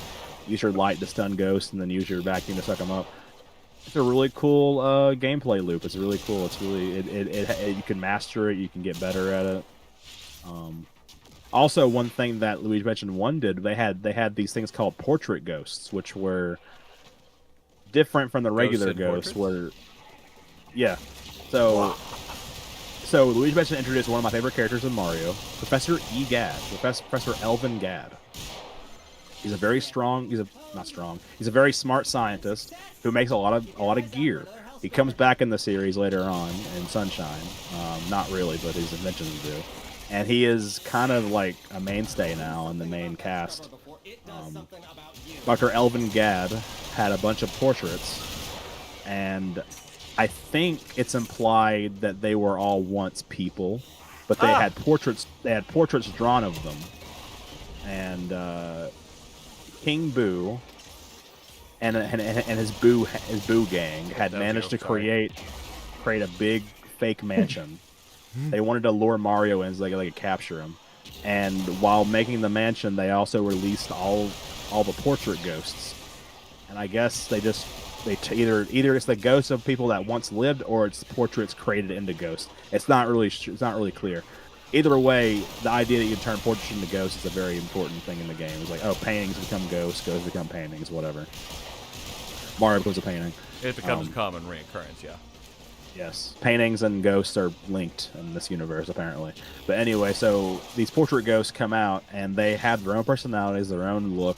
They're very unique. They have bios about their previous lives, about how they died, especially. And it's very cool for a Mario game to have such weird enemies that have backstories and have personality. Each one. And they're all... And the thing about it is, the game is not like level-based. They're all here. Some of them are required, but a lot of them you don't even have to touch if you don't want to. They're optional ghosts. You don't have to suck up. You don't have to get all of them, and they're all just always there. You can do it any order you want as long as you have the right key to go in the right room.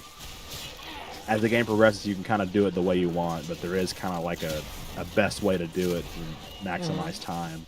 But it's pretty cool. I like it. There's even a baby ghost, which aren't even getting the...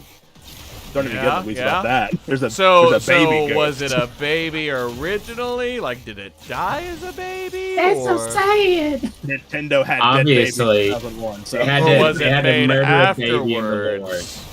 No, because when you become a ghost, it's what you were when you died.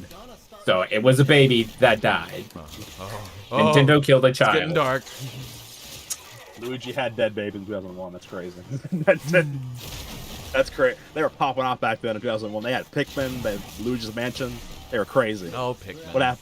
What happened to Nintendo? What happened to you? What happened to Nintendo? It's like any other like AAA rated game company now. They're all becoming, in my opinion, kind of shitty. Yeah, no, I do agree. And it's the same thing as like like it's the corporate boards that don't want to like improve. They're like, this one made us money, make more money. Yeah. It's like, do the exact same thing over again because that made us money before. And it doesn't work like that because then they think that people don't want to play it, but it's not the series. It's that you made the same game over again and people want to, like, you need a break. Make some changes. Okay. All right. I looked up the bio for the baby, Chauncey, the spoiled baby. The biography is he cries loudly and never sleeps through the night, but since he was born a ghost, it seems natural. So he was born a ghost. That's horrifying. He was born a ghost. That implies bad things.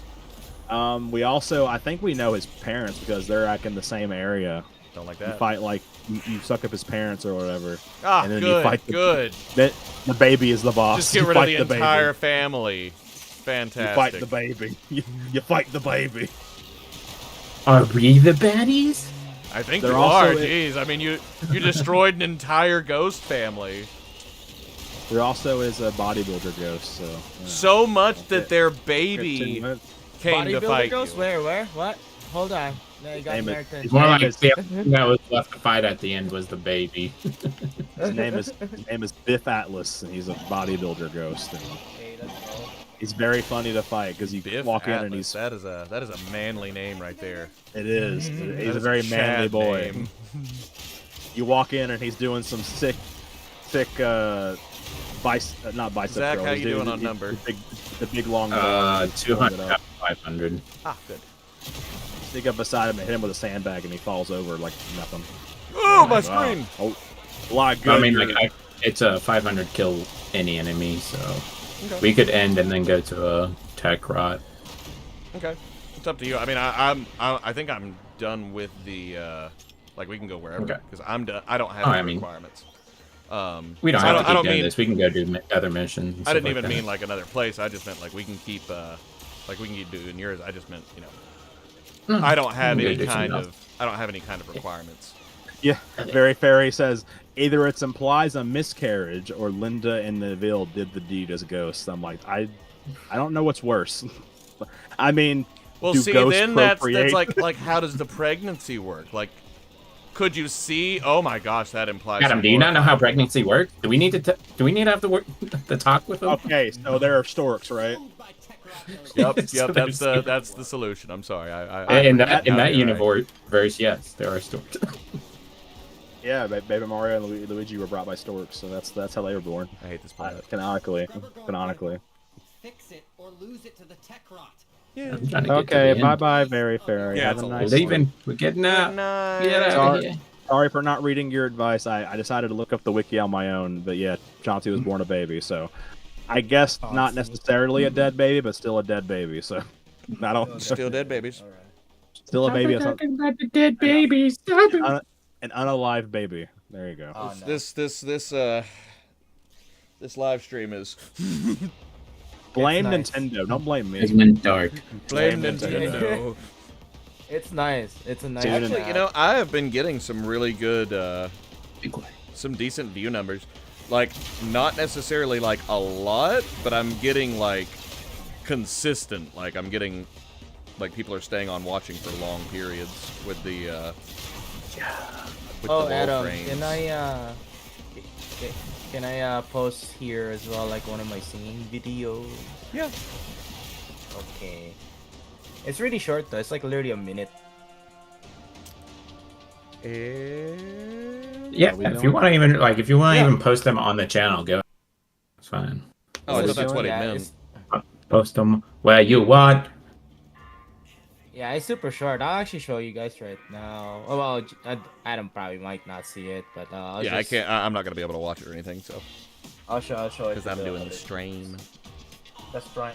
Oh, you meant in the Discord chat. Yeah, I thought he I'll meant on just live YouTube it. too. Yeah, I know. I was like, No. I just like live it. I could hear the nervousness in his voice. Like, no, I ain't that at that stage yet. Oh no, I don't mind there that. yet. Oh, Ain't there you yet. meant Nico's nervousness. Oh, okay. Yeah, Nico's I thought you meant mine. I was like, I mean, I don't have a problem with it. got to build his confidence. All right, and that's all of Here you summer go. done. I'm gonna show it to you. I'm already through summer. Okay, let me run over and buy up. I think I've got to get my Amir stuff first.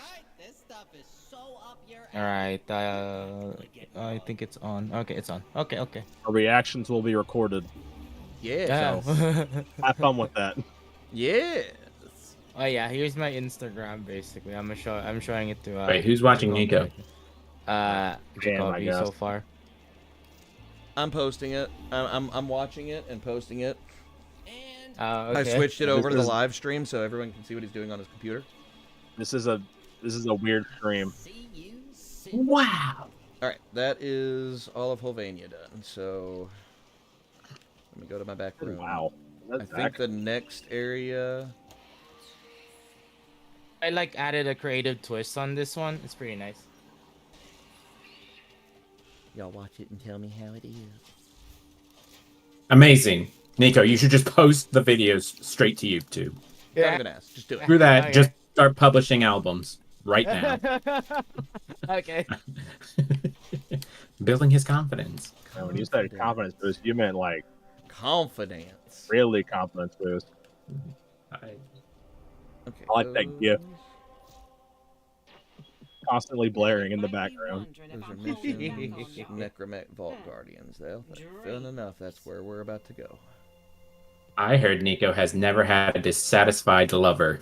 Or actually, Zach, you want to? Wow. Hey, Zach, let's jump in your What kind of railjack source? and run the three railjack missions that we need to Okay. for Nightwave. That's it. Super simple. I'll post it on the YouTubes.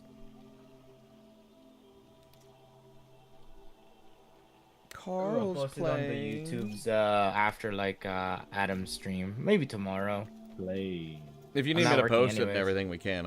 You'll need to let me know what all to post on it. So Oh, okay. It's on my phone. That's why I was just gonna do that. But I think it's on my Google Drive too. Whichever way works, buddy. Yeah, you can edit it if you want, but I don't know if it has the audio stuff. Yeah. I'm gonna edit Megalovania over. Yeah, what are you gonna edit on it? I mean, Well, there's nothing really to edit, to be honest. that's what I'm I'm saying. gonna add music to it. It doesn't. I'm need gonna to be added add to music that's in a different. Add an Undertale edit where I'm playing Sans. Undertale, let's go. And it's just any 3, right? Yeah, any 3 arcs. It's all just the Sans fight, but his videos in the bottom left corner played it. Hold like on. 10 Does it say volume. Railjack or Arc? Or oh, that's a very fair point. That Because is a arcs are not very Railjack. fair point. I do forget about that. I want to edit it to be an It's MLG Railjack. It's Railjack. video. I was right. Okay. We're bringing MLG back. We're bringing it back. Major League Gaming. It's cool now. Wait, what? He's gonna sing and then he's gonna go. gonna do the. It's gonna have the spinning weed things or whatever. I have no idea what he's talking about. You're spinning weed? MLG, you know MLG. Major League Gaming. You know the MLG videos that were popular back in the 2008, whatever year. 2008. Oh, never mind. I thought you meant Yes, sir. 2028. I was like, sir, 2008. that is the future. 2008. Good year that one. Mario Galaxy was there. Speed! Yes. Wait, this is not my Railjack. This is your Railjack, ain't it? Yep. Is it? Why is it my Railjack? Because you're host. It's our Railjack. Well, that's annoying. We share. I believe in you. We'll have to So- share. I need energy! Craft make some. I don't even think we have enough Oh my resources lord, for I energy didn't know yet. they have What space mission are craft we down on? here. Are we pretty far Scrimmage. Adam, I didn't know you Now we're guys on do like the space- 3rd planet. We're space stuff now. halfway through. out? I'm sorry, I couldn't hear you, Nico. What'd you say, buddy? Oh, I was just gonna say, I didn't know Warframe has space stuff now. Yeah, we have Railjacks. It's had space stuff, bro. This is pretty old. I'm Oh, pretty is it? sure I the don't first mission you're in a spaceship. Oh, Nice. Yeah, I mean, like, you know, Like controlling. I I mean, like, that. it's a I space don't- game, Nico. It's Come a on. space I don't- game. Sorry, I haven't played this game so long. I don't know a lot about this yet, but I know I wasn't a spaceship flying through space. I have not played this game so Was long. always a Okay, thing. shut Okay. up. It even says sci-fi in the Shut tag. up. Shut up.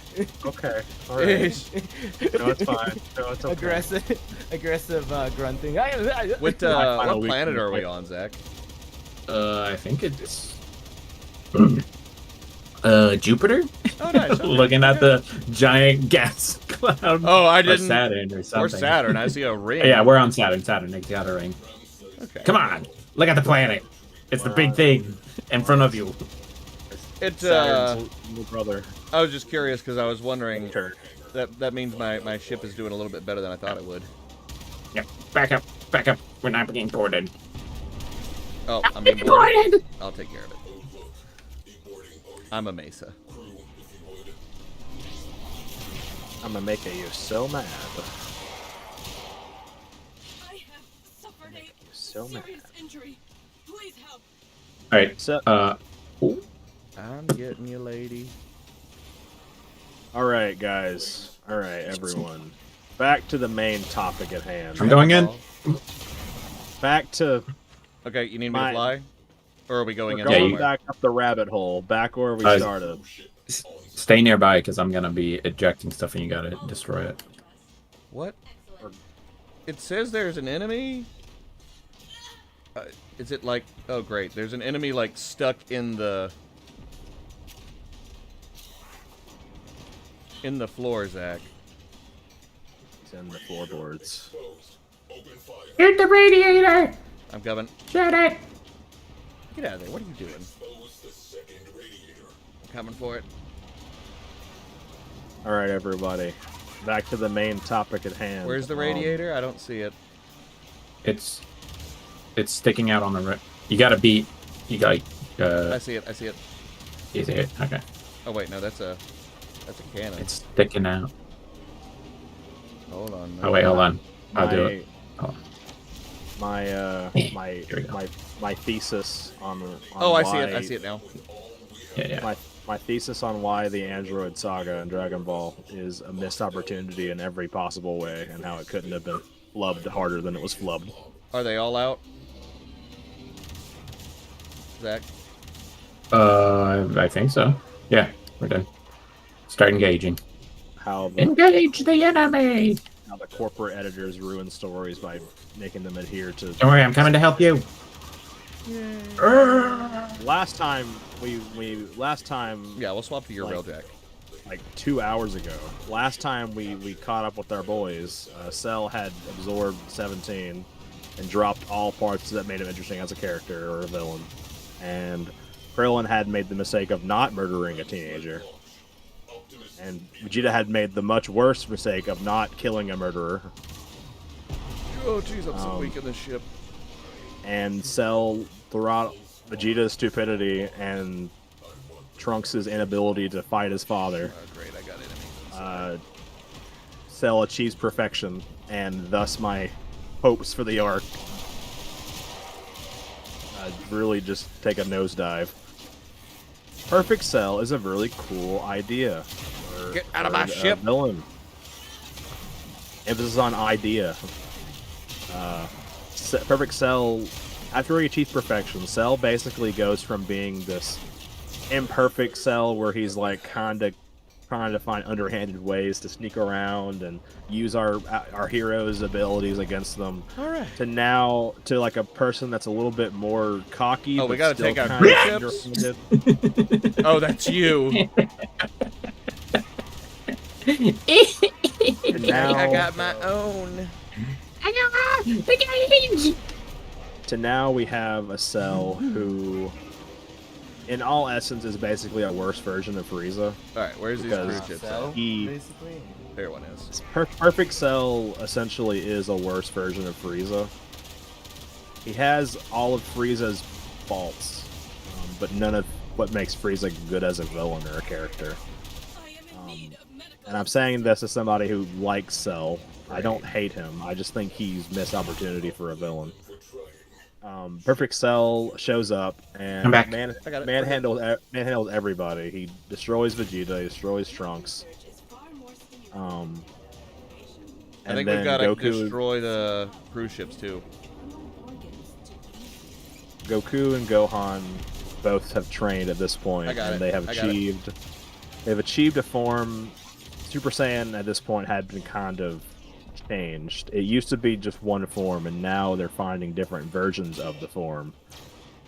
Vegeta found Super Saiyan Grade 2, which is just gave you more power, more bang for your buck, if you will. Super Saiyan Grade 3 was kind of the overkill that took Alright, too much coming power down. and made you slower, but also buffer. So you could hit harder, but you wouldn't be able to hit your opponent because you're too slow. And then Goku decided to, okay, instead of going that way, I'm going to go the way of mastering the form, of being in the form, in a calm mind. So now they're able to stay in Super Saiyan without having to strain themselves. So This is- question. This is called Jacoby. Mastered Super Saiyan, huh? Yeah. So question, Jacob, since you're like talking about the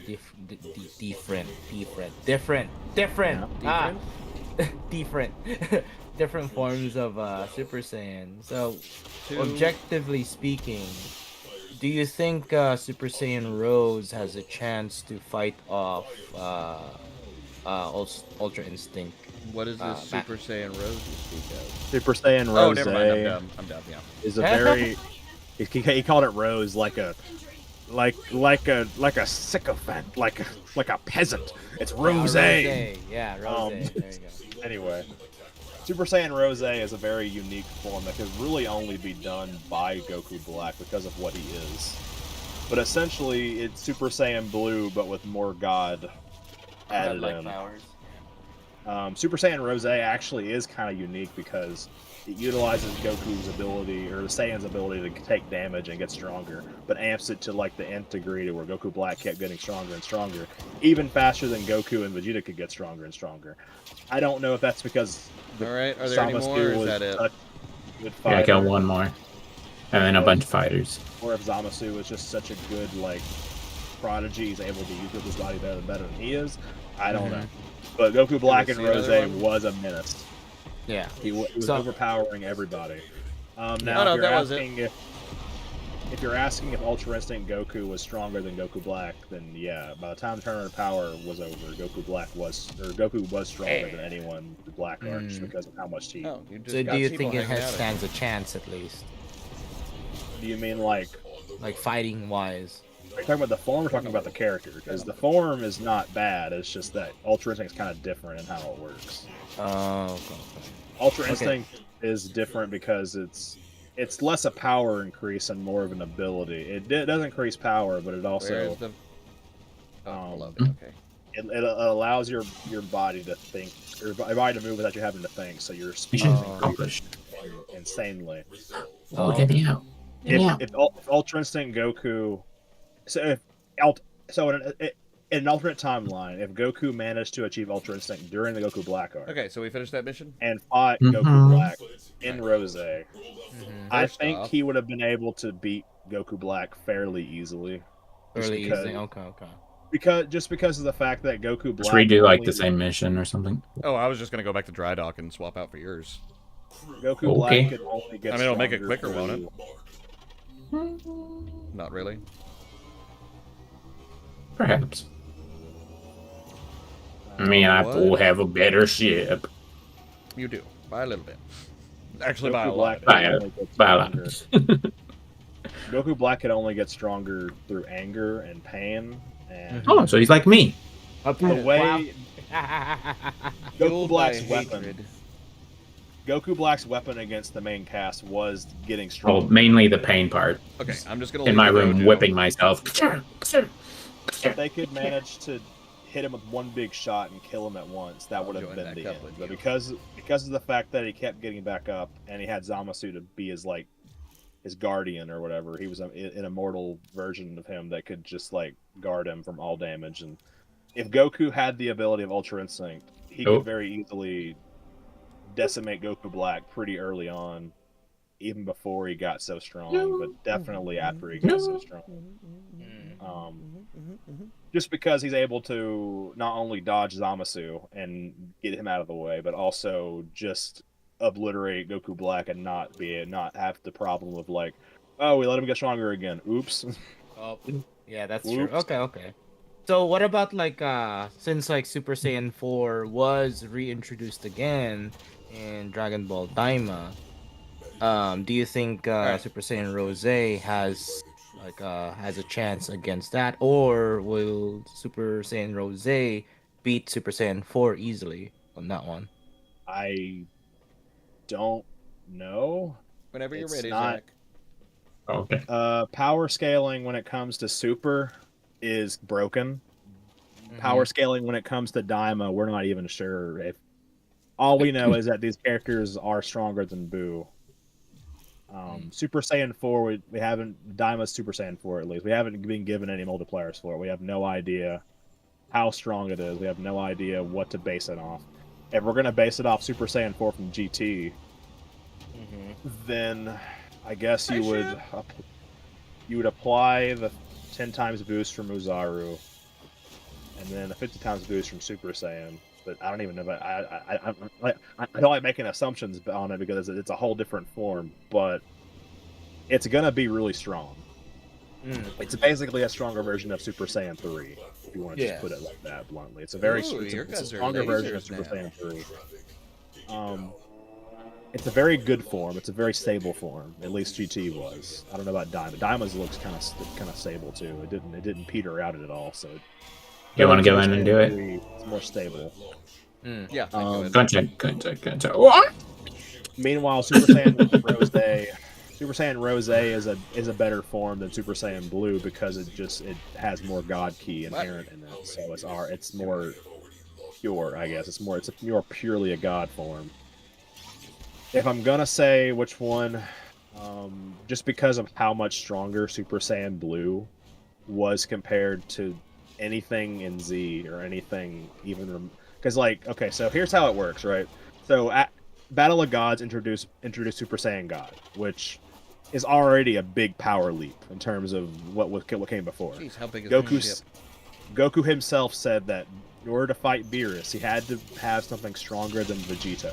All right, It first was one's the out. fusion of Goku and Vegeta.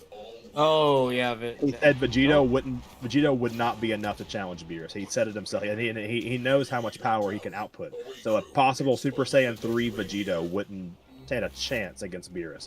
Meanwhile, with Super Saiyan God, he felt like he had a chance. Super Saiyan no. God on its own eclipsed Super Saiyan, at least Super Saiyan Vegito from the Buu arc. Okay, so you think if So- Super Saiyan Vegito or Super Saiyan God Vegito can actually beat Beerus a little bit, or has it No. a chance? No. No. Okay. Beerus Really has not. Beerus is a god, man. Beerus Yeah. has changed. Beerus has changed. In Battle of Gods originally, Battle of Gods was written to kind of be like almost a capital am I story. supposed to be they shooting weren't at on planning this, on continuing it past that point. Mhm. But the idea was, I think Toriyama in one interview said something about how in Battle of Gods, strength-wise, Goku and Super Saiyan God was, I think he said, a 6, Beerus was a 9, and Whis is a 10. I think that's what he said. Like Whis relative. is definitely a 10. So There it we all is, were like, finally, okay, jeez. well, if Goku's a 6 and Super Saiyan God, he's gotten blue now, he's gotten all these other forms, isn't he at least close to Beerus? And then people go, and then, oh, not people, the series All right. has changed Beerus' Second one's power up. level now. They're not even close to him, basically. They're still Hmm. very far. I think in current Super, they're closer, come out but now, not don't I? even... No. Not even, like, partially into his 100% form. Dragon Ball Super kind of adds more to this idea more that Beerus really was holding back so much power during his fight with Goku that it's laughable the idea that Goku could beat him even now.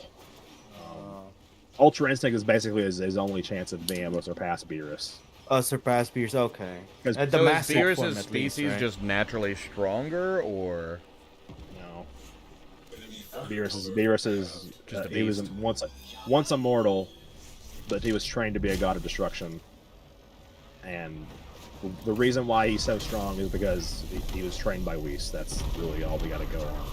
Oh, okay. We don't know I'll be we don't know a lot about Beerus' backstory, so we don't. I'll know be a lot. right back because I was gonna ask you another question, and that's mostly pertaining to the new saga that's coming out soon that I've read. That there's not really a new villain. It's still Frieza, but his black form. Basically. I'll be asking you about that. I'll be right back. Okay. hasn't Black Form been out for a minute? No, well, in the has. comics, yeah, or in the manga, I has. would say. And yeah, it released in the granola at the end of the granola arc. Another bar. Food. Yes. we love food names in Dragon Ball. We love them. Planet Cereal, granola, and we had the heaters with gas. One of the main villains, so that's fun. It's not a food, but it's just a funny name for a villain. Where are the cruise ships? So, okay, I'll answer for the sake of anyone watching. So I'll answer his question about Super Saiyan Rose and Super Saiyan 4. Because of the big gap in power just from Super Saiyan God alone, and the fact that we have Blue, we have Rose, which is stronger than Blue technically, I think it's no contest that Rose would beat a Super Saiyan 4, at least in terms of Daima Super Saiyan 4. Now, if God Goku from Super managed to get Super Saiyan 4, that's going to be a little bit closer just because you got to understand, these forms aren't power thresholds, they're multipliers. So saying one form beats another form is kind of like, I mean, it depends on who has it, right? Depends on who has the form and what Because form Yeah, the they're kill you, in. base Adam. string. And kill you, Adam. Bye bye, Adam. I had an argument with my brother Uh. about Broly because he got mad There we that go. Broly was able to contend with Super Saiyan God in his base form, and I was like, well, you gotta understand, it is stupid, but it doesn't necessarily contradict anything, because being a god doesn't mean you're unbeatable. It just means it's a multiplier. The form is a multiplier. It's not like they don't become unbeatable. They're just using god power as mortals. They're just really strong. So they're not technically gods then. Nope. There's only one true god. I mean, Goku and Vegeta have used god forms, but they aren't gods themselves, nor can they become god. Mortals can't become gods unless you want to count Kami. who is the god of Earth, or was the god of Earth, and Dende, who is the new god of Earth, they are technically gods who were once mortals, but they also are demons. So I don't know how it all works. Honestly, it's kind of confusing at this point. What a god, because they're demons the same way that Supreme Kai are a race of people from the demon world too. Mhm. They're not gods any more than another demon clan is a god, but they are still not mortals because they're not from the surface world. They're from a different world altogether. It's confusing. Anyway, so yeah, Goku and Vegeta can't become gods because they are strictly mortals, but they can use god power, and that pisses Zamasu off because he's like, "You can't use god power. You're not a god. Get out of here." I saved And your they're puppy. And they're like, "No, we can't. Fuck you." Are And you then a god? This is my Yes. puppy. No, This I'm is my talking puppy. about the. Zamasu, Reminds me of the Ghostbusters. If somebody asks you if you're a god, you say yes. Zamasu wasn't even a god. He was a god in training. Coward. So he was close, but then he killed his master and took his stuffs, and so he Why became not a just wait god. until he became a god and then kill his master? he had plans. He had plans. And issues. But wouldn't he have gotten Yes. stronger if he had? I think the idea was Gawasu wouldn't have made him a god because of his ideals. That was a problem. He would never have become a god without having to kill his master, because his master wouldn't have made him a god because he realized that he has some weird ideas about mortals. Zamasu, his ideology is So why was Mortals he in keep- training?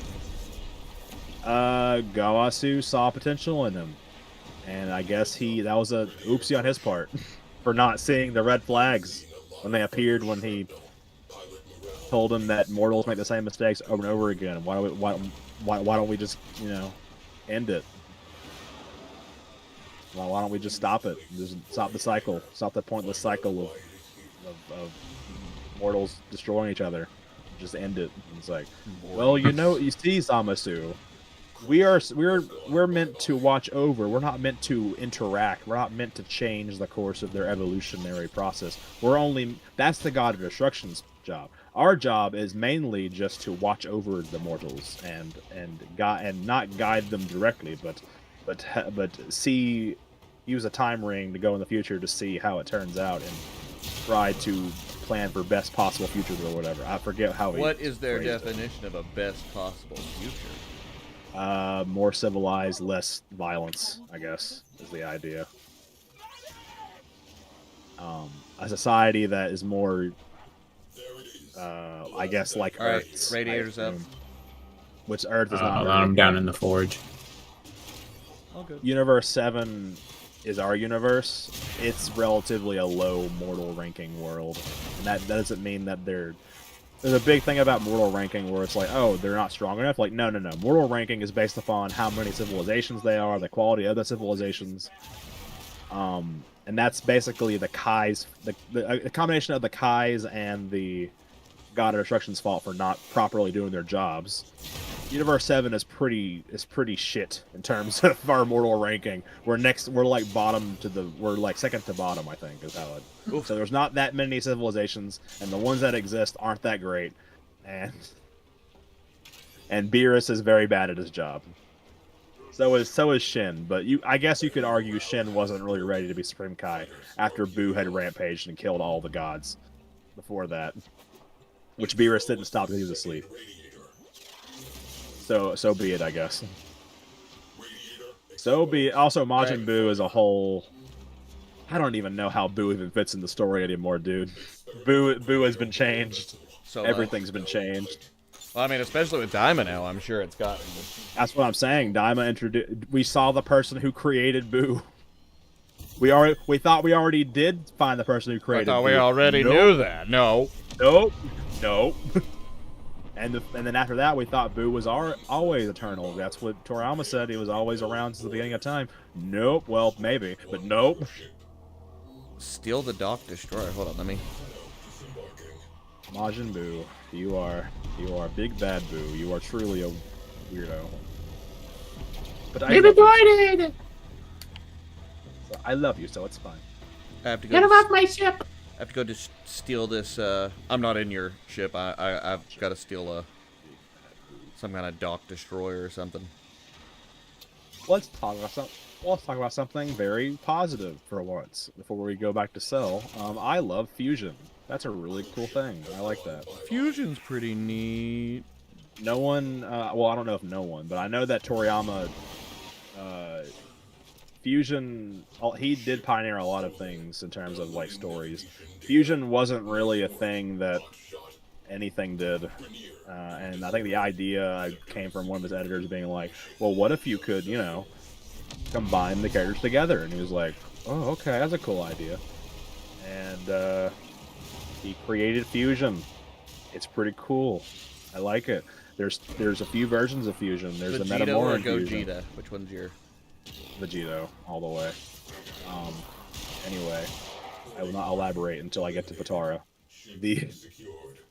Doesn't elaborate. So the first version of Fusion ever introduced was Metamoran Fusion. Goku mentioned that when he was dead for 7 years, after Cell was dead, he met these aliens that had an ability. They're kind of the same thing as like the Yardrats, who has all these weird abilities. They're usually weak, but they have special abilities that let them be able to fight. That's one of them. Metamorans are very weak, but they can fuse to be stronger. So their one thing is called the fusion dance. They do some poses, some cool little poses, and if they do it perfectly and align their energies in the right way, Oh my god. They can become a new warrior with cool I just clothes. went over to Zach's Kavat and got a look at its face and... Jesus. Mm-hmm. You weren't kidding, man. It's so pretty! In terms of fusion technique, I think the dance is He pretty has cool. no nose, Zach. He's got nose. He just can't. He's like the pug. He's the pug of the cat. Yes, yours looks like a pug. Just it's a pug. Mine's like but it's a fancy cat. with this giant fox nose and all this crap, and I was like, you know what? Zach said that his looked different, so I was like, I'm gonna look at it. Jesus. You got some massive frying pan. But I feel bad. I feel pretty good about the genetic variation I got now. He's so ugly. Cute. I thought mine looked bad, but yours made me think You I know have a pretty what? good looking baby. No Oh, one so, likes it. No Jacoby, one likes I'm it. You should see my dog. There's something wrong with it.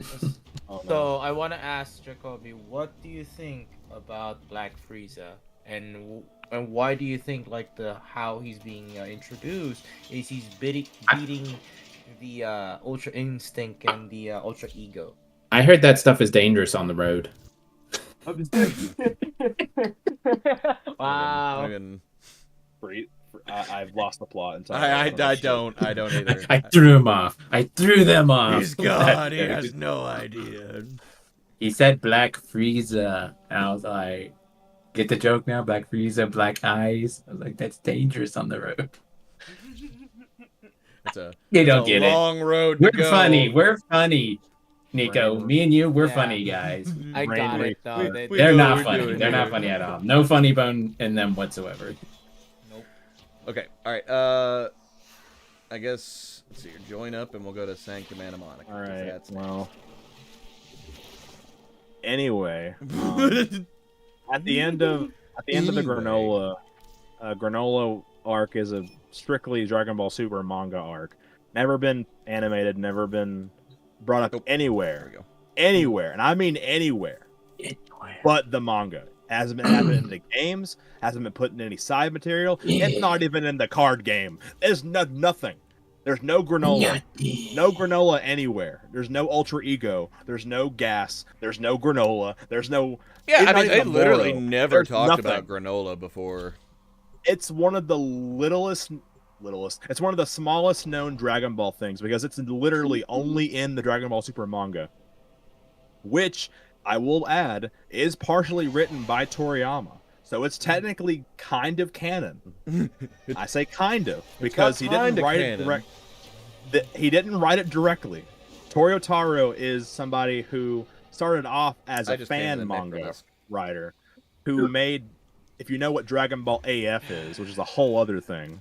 Oh my god. I'll invite you back when I get into the. He drew Sanctum. he drew a manga for Dragon Ball AF, And he did so good, Toriyama decided to bring him on board, and he became official Dragon Ball. Whoa. Really cool.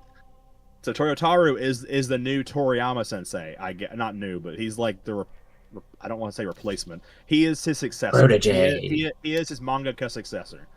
So he is the one who's illustrating all the Dragon Ball Super manga right now, By the way, Zach, from the quick beginning quick all question. the way to now. Quick game related question. Have you done any of the Netracell stuff yet? Yes. Okay. I was just curious. I haven't done any of that. At some point, I'm gonna have to. Which I'm not too worried about it right now. Moro and Granola arc is kind of canon because Toriyama helped write it, but also it's not mentioned anywhere else except that. So I don't know where it lies in terms of canon, not canon. Yeah, I think it just is. I think it just is what it is. I think it. And just it may never get exists. adapted. It may. My idea is what's going to happen is eventually we're going to have movie versions of these arcs, and they're going to get adapted somewhat, but not 100%. Because right now in Super we have the anime continuity and the manga continuity. Yeah. They are separate. The events are different. Continuity. They are mostly the same in terms Now, of what what is the mirror the defense? events What do we need to transpire, do? but the way to get to those events are all different. So anyway, at the end of the Granola arc, the whole Granola Okay, arc defend both mirror defense objectives 3 times each in a single mission. Wait, what? That's the Nightwave. okay, for those You who want don't to just know, do regular missions? No, I just don't understand what you say. What are we doing? defeat 3 something. So we have to defend all 3 objectives twice. Oh, so we just have to do 2 rounds. Okay, I get what it wants. Oh, dang, this one. Please tell me it's on public. Okay, It is. It is. Yeah, we're good. Dude, I can manage this on my own. So for those who don't know, Granola is a character. I'm not going to get into all his backstory. It's related to Bardock. I'm not going to get into that right now. What's important is that Granola wishes on a new set of Dragon Balls. There's a new Dragon Ball set because there's a new Mechian out there on Planet Cereal. He wishes on Dragon Balls to become the strongest person in the universe. Why am I not... And he sacrifices his life in order to do that. Basically, the dragon explains that in order, you don't have potential to do it. Like, there's no innate potential in you to be the strongest in the universe. But what I can do, I can take all the life you would have had, all the strength you would have amassed, and give it to you all at once. So he goes, okay. And so he does that, and basically he only has a few years left to live, which is sad, but he does it for a good reason. Not a good reason. He does it for a reason. He wants to kill Frieza. His main mission is to kill Frieza and get revenge on the Ceruleans who are all wiped out by Frieza. Oh, so, okay. So Granola generally just hates Frieza. Yes, and he wants to kill Frieza. So he's willing to make his own life shorter so he can be the strongest, so he can be able to kill Frieza. That's the main premise of the arc. So why does he hate Frieza so much? Is it like... He is wiped it... the Ceruleans out. Okay, That's that's what I really figured, yeah. That's the reason. All his family and friends are all gone. It's been 30 years, or 40 years, but Ceruleans live a lot longer, and it's more like it happened pretty recently for him, I guess, in terms of time. But he still holds a thank grudge. goodness somebody found He's that. He's basically the last Cerulean, and he has memories of living with his mother and whatever. So like he has a grudge against Frieza. Also Saiyans, because they were involved in Cerulean. What the? They were involved in the Cerulean massacre. Anyway, so through some events, Goku and Vegeta end up fighting Granola because he hates Saiyans too. Because Saiyans were working for Frieza, who helped kill the Ceruleans, so he hates Saiyans too. And they end up fighting him, and Granola's pretty freaking tough. He did wish to be strongest in the universe, so I mean, technically he is stronger than anything Goku and Vegeta had up to that point. So why did he start, like, why did he fight Goku and... Like, what is the reason? You want me to explain it? Okay. Alright. Like, I don't understand why, if he wanted to kill Frieza, because Frieza, like, how did Goku I'm skipping over a lot of plot points here, but essentially, if I'm going to shorten it as much as I can, there's a group called the Heaters.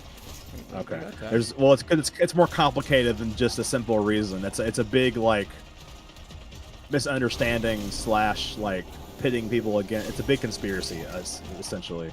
The Heaters are a group who hate Frieza, but they use Frieza to their advantage.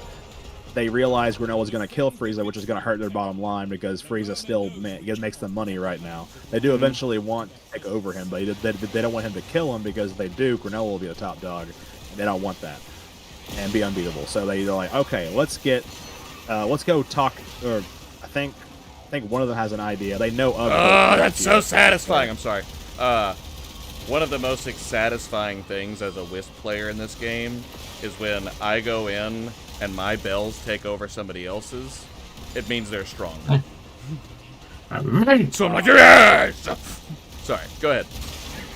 Continue. So, as you know, Frieza's been dead for a while, but he was brought back recently. So that created kind of a stir. But that was for the tournament, right? He got brought back after the tournament by Whis. Yeah, so, he did. Yeah. So he's been dead for maybe 20 something years, maybe like 15. And so he got brought back, and that kind of created a stir because now the economy's changing, the space economy's changing. Frieza's back, his Empire's back on top, baby. And Heaters are like, okay, we gotta get a racket going here. Let's not mess it up. Granolla's gonna go kill Frieza. That's bad. We don't want him to do that. So I know these Saiyans who are pretty strong, Goku and Vegeta. They're pretty well known, at least in the universe, because I think the Galactic Patrol has them on a list somewhere. Yeah. They had fought Space Magician earlier on, who was a pretty big deal. But so they just are like, okay, Magician? that's Moro. That's different. Space magic. That's beautiful. I love that name. It's better than normal magic. He eats planets. What? That's his, yeah. Anyway, so Not planet cereal. they know of Goku and Vegeta, Planet and so they're cereal. like, let's use Goku and Vegeta to take down Granolla. That way, Granolla dies, and we get to keep our power with Frieza. And they're like, okay, cool, that's a good idea. So they go to this. There's a guy called Zunima in Dragon Ball who knows everything possible known. He knows everything. They go to him. They get all the info about everything from him, and that's basically just the way of making it to where they know all about Earth's Dragon Balls and Goku and Vegeta's weaknesses or whatever being their wives and whatever. So they go tell Vegeta and Goku that, hey, there's a big villain out there causing problems. We need you to go handle it for us. And they're like, okay. We love fighting. And they promised Chi-Chi a money reward. So right. Heading he's back. like, yeah, we go might get not money. Go be get money. heading back. But yeah, we've got to do this 2 times. We got how many waves? Let me check and make absolutely sure, because it's either 2 or 3. Goku and Vegeta go to Planet Cereal. They think they're fighting a bad guy because of the information they 3 were times given. each, so we have to do it 3 times. Originally, they had promised Granolla that they would find Frieza for him, because right now no one knows where he is. He's hidden, and no one knows where Frieza is. Right, he's Currently. training, right? Yes. So, what was I going to say? Oh, yeah, so they promised Granolla they're going to find Frieza for him. They have him wait for a while. Eventually, they lie to him and say that Frieza had some Saiyan henchmen that are coming after him now because someone accidentally leaked his plans to kill Frieza. So Granolla thinks that they're Frieza's henchmen. Goku and Vegeta think that Granolla was evil. Okay. And so it leads to a confrontation where they can't really talk it out because Granolla has a grudge against Saiyans anyway. So he's not going to be because they were part of Frieza. Okay, yeah, no, that makes sense. All right, So I can follow that. It's a very organic misunderstanding that I think is pretty good. Yeah, that's a pretty good one. Granolla is very desperate because he only has 3 years left to live, so he can't waste a lot of he's on a time. short time. He's got to do his... Yeah. He wants to years? Oof. Yeah, he wants to just kill the Saiyans and kill Frieza and be done. That's all he wants, is just to be over. He's on a vengeance quest, boys. He wants to be done with it. Yeah, he fights Goku Vegeta for a while. Pretty cool fight, honestly. It's really, really fun. Vegeta fights him, or first Goku fights him, gets his shit kicked. Vegeta fights him, gets his shit kicked. Even Ultra Instinct's not enough to do Granolla, because Granolla has an ability. He's a sniper. He has an ability to see weak points, and he can strike them. And because he's so strong, he can one-shot you if you're not careful. So he has the strength and he has the sniper ability. He is very, very strong. And Goku tries Ultra Instinct. He's able to kind of have no weak points for a bit, but Granola eventually is able to counteract that by getting stronger himself, because I guess Ceruleans also get stronger as they fight, kind of how Saiyans do. Yeah, Saiyans, they have the boons, yeah. Or maybe And, that's just because he's supposed to be the strongest. Like, once that wish was made, does it... The wish expires as soon as you make it. It's like you're strongest at that point. Okay. So you don't stay strongest. Gotcha. Right. And so, well, because I think Granola mentions like, oh, Ceruleans get stronger as they get stronger through battle too, and I'm like, oh, okay. That's just a thing that okay. I mean, I'll buy it. Saiyans Sure. had that Yeah, too, it's so. already in canon for. Yeah. A lot of races genetic tend trait, to get stronger as they fight, even Earthlings tend. But anyway, so the fight goes on, and Vegeta unveils Ultra Ego, which is a destroyer state that he learned from Beerus. Earlier on in the arc, he was learning how to destroy things. So that's another question for me. Is he training to become the next god of destruction, or is he training to become like a god of destruction for another universe? I think the idea is he doesn't want to be a god of destruction, but he's learning destructive power because he feels like that's the best next step for him as a warrior. He tried Ultra Instinct. I thought he was actually going to try and become a... I don't think he wants to. I think he is doing it mostly because it's a good path to strength for him. It lets him retain his Saiyan pride at fighting, while also able to being a strategist. The Ultra Instinct basically takes away your ability to think while you fight. It's all second nature. You know, and it didn't work for him. He tried it. He can't do it. At this point, Goku and Vegeta are just Whis and Beerus. I saw that. I don't pick up the turn ability. I was waiting for you to be like, ha ha, I beat you, and then instead it was... At this point, Beerus and Whis use Goku and Vegeta as like a competition to see which version of power is stronger, Angel or Destroyer. Yeah. Well, I mean, that makes sense. That makes sense. Yeah. Vegeta represents Destroyer, Goku represents Angel. So I guess that's what cool. bums me out, is like the reason that I am kind of bummed that they stopped making the Super is because they had a lot of stuff going on there that was pretty neat. It's actually a really cool change from getting stronger to now it's different forms of power. Yeah, like it's not Goku, just everybody gets the same form. Yeah. Ultra Instinct is mainly about dodging, weaving, ducking, not getting hit, you know, basic martial arts stuff. Meanwhile, Ultra Ego. Well, yeah, I would say it's more of a defense than an attack, and destruction would be more of an attack. Well, Ultra Ego, the form itself, Vegeta mentions that as he uses it and takes more damage, he gets stronger. So it's all about not avoiding damage, but taking damage and building up. And it's kind of like the Kaioken, weirdly enough, to where that puts your body in danger, but high reward of being able to blitz your enemy. Ultra Ego also has destructive properties, like God of Destruction, so he could destroy a lot of things. They kind of rewrite how destruction works in the manga. Instead of being an ability that can erase things, it's more of like a key ability that anyone can eventually learn. It's just very advanced. It's a god level ability. You basically just use so much ki that whatever you're destroying, there's no trace of it left. It's all gone. It's all burned because everything's. I have got to get me one of these swords for my mech. Like I see everybody else throwing them around, and I'm just like, man. And essentially, yeah, like people are like using melee swords. Like, look at this guy. Oh, is that just a Bone Widow thing?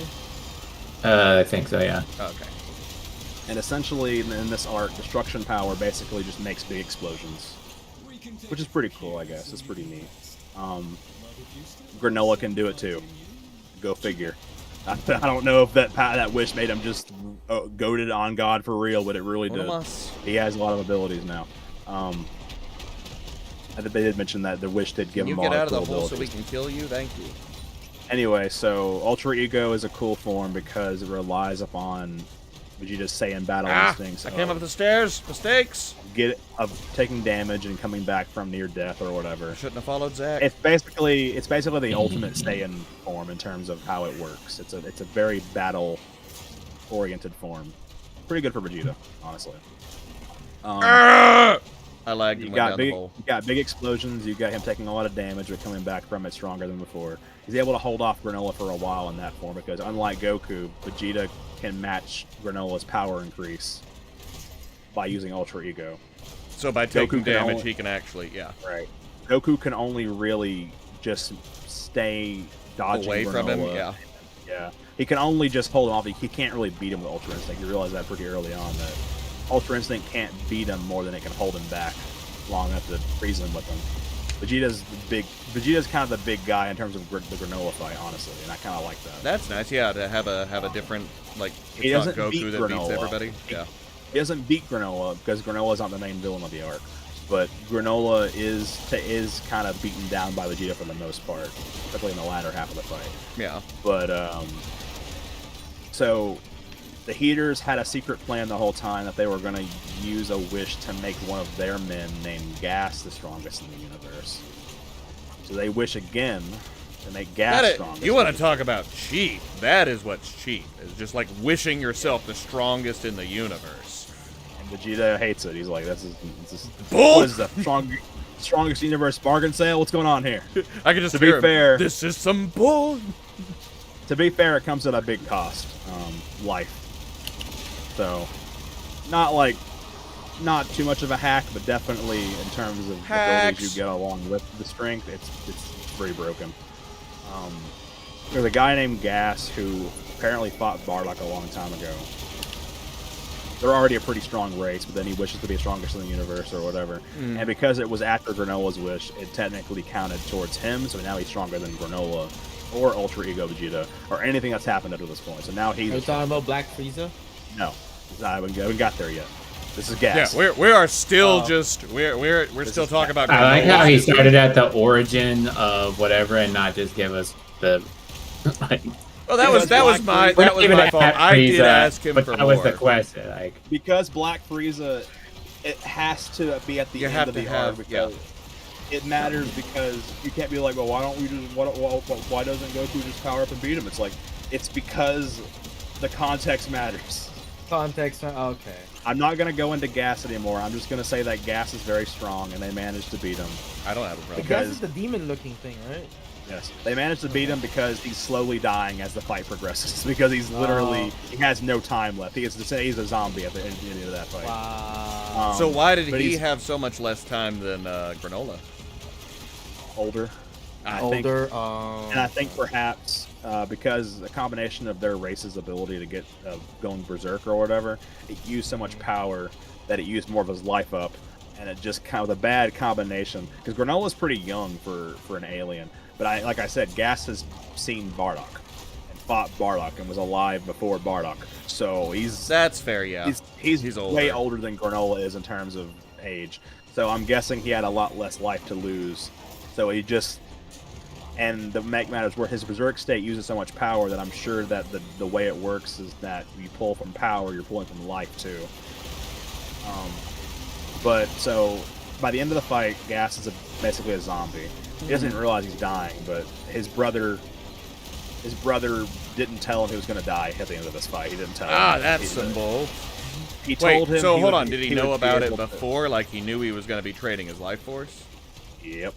Okay, that's not as Goku- bad then. Well, did Gas know he would trade his life force? I don't think so because Gas didn't make the wish. It was the leader. It was his his okay. brother. See, that's what I was curious of. So he didn't know. They just Yeah. made him the strongest. And I'm oh. sure maybe he could have assumed since Granola mentioned that, but I don't know if Man. he even realized how much of his life was going to be because 3 Yeah, years. like how do you like? Yeah, you don't know. He had like a week tops. That's how much life he gave to be that strong. And is and it because he like has so much power, you have to give more health based on how strong they are? I think it's a combination of the potential to get stronger of the alien race you're doing, and how much life you have left. And I think he just had a bad ratio of both. Granola was young. Bad roll. The Bad roll. Cerealians live a pretty long life, so he See, had a and pretty that's good kind roll of some in terms- bullshit too. Because if it's a naturally long living, I because think Cerealians Frieza's would- race lives like Blame long time. evolution. Infinite? Blame evolution. I don't think they can die naturally. I don't think they're mutants. I don't know. They're Oh, not they're really mutants? an alien.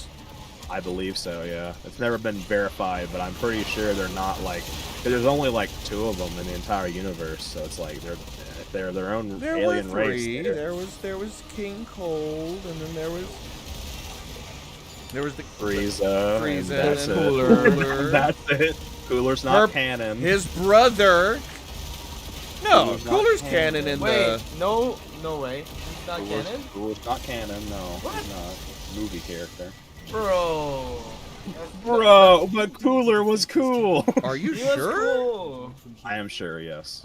Cooler's Bro. not. Cooler's never been mentioned in any main continuity stuff. Not Super. Not main That's- Dragon Ball. That's so stupid though. He's in a movie and he comes in GT. Nico, you're stupid. And then he's in video games and stuff, but that's basically it. Yay! I think Cooler.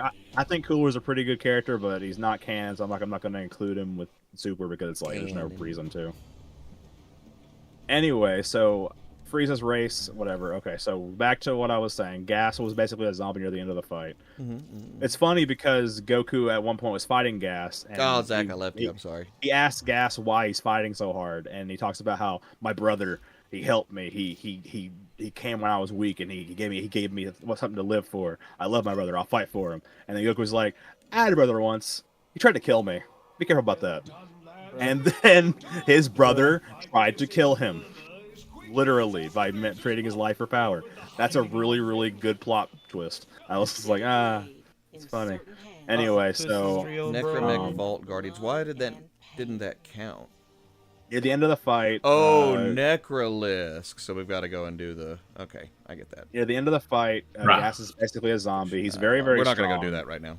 It's fine. Gas is only getting stronger, but he's also falling apart at the same time. And so, know this: not Goku, not Vegeta, not Granola. Nobody could stand up to Gas at this point. He's so strong that nobody could fight him. And don't He's, forget he's, that. he's undead, not undead, but he's basically a zombie. He can't really die because he keeps coming back. He doesn't. He's very Hey, tenacious. Zach, don't forget that Bird 3 sells Archon shards too. I got it. So, Gas is there. He learns he's dying, and he kind of panics a little bit. He looks in the water and goes, "I'm falling apart. This is horrifying." And then his brother's like, "Yeah, whatever. Just deal with it. Kill these guys so you can kill Frieza." And then he's like, "Okay," and he doesn't really know what to do. Garbage. And then all of a sudden, out of nowhere, Frieza arrives. Finally, at the very end. Apparently, the plan was the brothers. I forget. His name's Alec, I think. His name's Alec. Yeah, he got Alec and Gas. Funny, the heaters. Alec is Alec's plan essentially was to make his brother the strongest, kill Granola, kill the Saiyans, and then kill Frieza, and then Gas dies. I'm gonna run up to the foundry real quick. I need to kick something in the foundry. That was, I guess, his plan. Unfortunately for him, Gas couldn't beat the Saiyans fast enough, or Granola fast enough, and he started dying pretty early on. And okay. so all of a sudden, Frieza appears because he had summoned Frieza here, thinking that by the time Frieza had gotten there, Gas would have been done with the Saiyans and could beat Frieza and then be done, and then Gas would die, and that would be the end. Fair. Unfortunately, they're all still alive. Frieza appears and goes, "Oh, hey, monkeys, how's it going? What's going on here?" And he looks at Gas, looks at Alec, and goes, "What's going on here? Endless segment. That's what it was. I was summoned here. I'm pretty busy, man. What's going on here?" And then they go, and then Frieza goes like, "You know what? I always knew that you guys didn't like me very much. So maybe this was a plan to overthrow me, perhaps. This guy's looking like he's almost dead over here. What's wrong with him?" And then he asks Gas what he's doing there, and then Gas just kind of panics and he goes, "I'm gonna fucking kill you!" And he lunges at Frieza. Gas at this point. Now remember, nobody can touch Gas at this point. Nobody on that planet can touch Gas. He lunges at Frieza. Frieza sticks a hand through him and just turns him to dust in one strike. Good.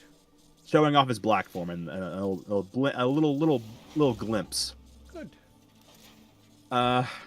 So this whole time he apparently found a planet where there was a room of spirit and time where he could train for a little bit of time and get years and years of experience. And if you know Frieza's power growth, he trained for 3 months, I think, to get stronger than a Super Saiyan God. So he's trained for 10 years. I'm guessing pretty intensively. And he gained this new power called Black. He calls it Black Frieza. It's basically Golden Frieza, but just black. It looks pretty okay. I'm not a big fan of it, but it looks kind of cool.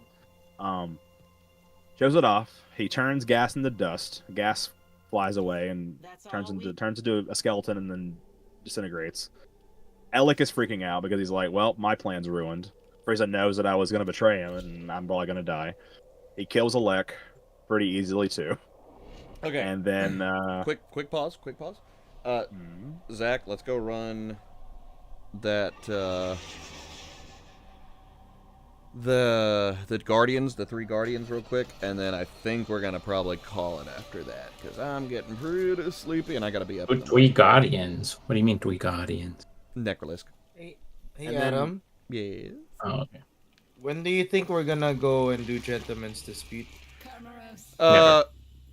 Probably like next week or something. I've gotta still do some stuff for that. That's indefinitely on hold. I have got a lot okay. of editing that I've got to catch up on this week because like last week I was kind of cooked. So So if you're going to ask Jacob, when they made the wish for Gas to be strongest in the universe, why didn't he become stronger than Frieza? I'll tell you. Technically, Frieza wasn't in the universe at that point. He was still training in the time chamber or whatever. That's a way around it. Apparently, the dragon can't see beyond the universe he's in, or I guess the way the wish was worded, supposedly kind of makes it moot about other universes or other places. So Frieza this whole time was getting stronger. No one had any idea about it. We thought that the Oracle Fish had talked about how a rival was appearing. He's really strong. We're like, oh, is it Granola? Is it Gas? No, it's Frieza. The whole time it was Frieza. Frieza appears, kills Gas, kills Alec, and then he just to show off, he decides to just transform into black, one-shot Goku and Vegeta in their strongest forms, and then just dips. So I mean, if that's always been an option, why didn't they? I'm just making sure my Void Rig okay. I wanted to make sure my mods are on it. I was leveling earlier. Much has been hidden from What was that? Frieza, I guess, shows mercy to the Saiyans, or not? I guess mercy because he's like, yeah, I wasn't here for you, so you get off today. But next time if I see you guys, we're gonna fight and you're gonna die. That's kind of how he phrases it. He's like, you know what? I'm in a good mood right now. I'll let you guys off the hook for now, just because of how far ahead I am. Like, just go, scurry along, little Saiyans. Go get stronger so we can fight. Go on. I want to see. And if you're going to ask why Frieza hadn't trained up until that point, that's kind of part of his character, honestly, his character growth. He was born into the universe literally one of the strongest mortals to ever live. He had no reason to train. There was no reason. You're only making yourself more infinity at that point. There's no reason. Essentially, he had been at the top so long and so far at the top so long. He was born with a power level of 150 million at max. Oh my lord. 120 million at max, I think. And he never trained because the strongest soldier he had was 100,000. And that's like one of the strongest soldiers in the universe. It's 100,000 and he's 120 million. I don't blame him for not really caring about training. What's the point? You're already first place, like, by a long shot. And it wasn't until Goku and his friends arrived. Because you gotta make yourself better. There is no better. He's already the top. He's like, He's there's only so far you can go. And plus Frieza at that point was more bratty and kind of just blah I'm the strongest in the universe. Screw you. Stupid monkeys. He thought he was kind of like Vegeta in the sense that he thought he was above training. He thought he was already good the way he was. There's no reason for him to train. He's already Frieza or the other guy? Frieza. Oh, okay. Vegeta kind of had the same sentiment when he first met Goku. He had the idea that he was born an elite soldier. He was strong. No need Nobody- to train and stuff. Yeah, like nobody that. need to train. Goku showed him like training could be pretty good actually, and the same thing with Frieza. He showed Frieza like actually, I was more the power level of 1, and I got this strong. So how strong could you get if you trained? Frieza's like, all right, bet. All right, Let's do it. Okay, all right. He did train for 3 months and managed to get stronger Super Saiyan God, and then I guess after that he's like, you know what? I'm tired of losing to Saiyans. Let's go train up for 10 years. But see, that's what I'm 10 saying. Like, years. why doesn't Goku and them just do that? If that's like, if it's Aside as easy as from- just go jumping in the room of aside spirit from- of time, like Aside from losing time with your loved ones, Adam, and also draining your it's own life force away. 24 hours. Not for them. They're spending 10 years in that bad boy. They're spending a whole year in Well, there. yeah, they Their life- are. Their But like your lifespans family are are. shrinking. Yeah. Their lifespans are shrinking, Adam. They are. One day they are going to get old and not You be never able to know. fight You anymore. don't know what day you're gonna No, die. that's why you anyway. just collect all the Dragon Balls and you wish yourself young. Yeah, that's kind of. Or wish for Boom. immortality. And Oh It's shoot! not going to stop aging. stop aging. The Saiyans are special in the sense that they retain their primes for a lot longer, but then one day they just become old and unable to fight. Like in an instant, like Asians just. Basically, yes. Basically, yes. Oh my god! I Paragus dropped it. was I dropped one it. of Zach, grab it. those- Paragus was one of those. I'm Saiyans. telling He my- was old and unable to fight, and he was like, "I'm just an old man. I don't know what I'm Jeez, doing." I got here." it. Okay, we're good. We're good. So besides them losing time with their loved ones and having to spend years in a cold, dark, and terrible place for no reason other than just to get stronger, I don't think they like that. They don't like cheating. They like to get strength on their own through their own means, and I don't think they would accept that. They did it. They did it because they had to, and they do it occasionally nowadays, just to get a kind of a little bit leg up. Not a whole like 5, maybe like 1 year. I think when I fought Universe 6, they did train for a little bit in there, but that was mainly just to make sure they could handle anything.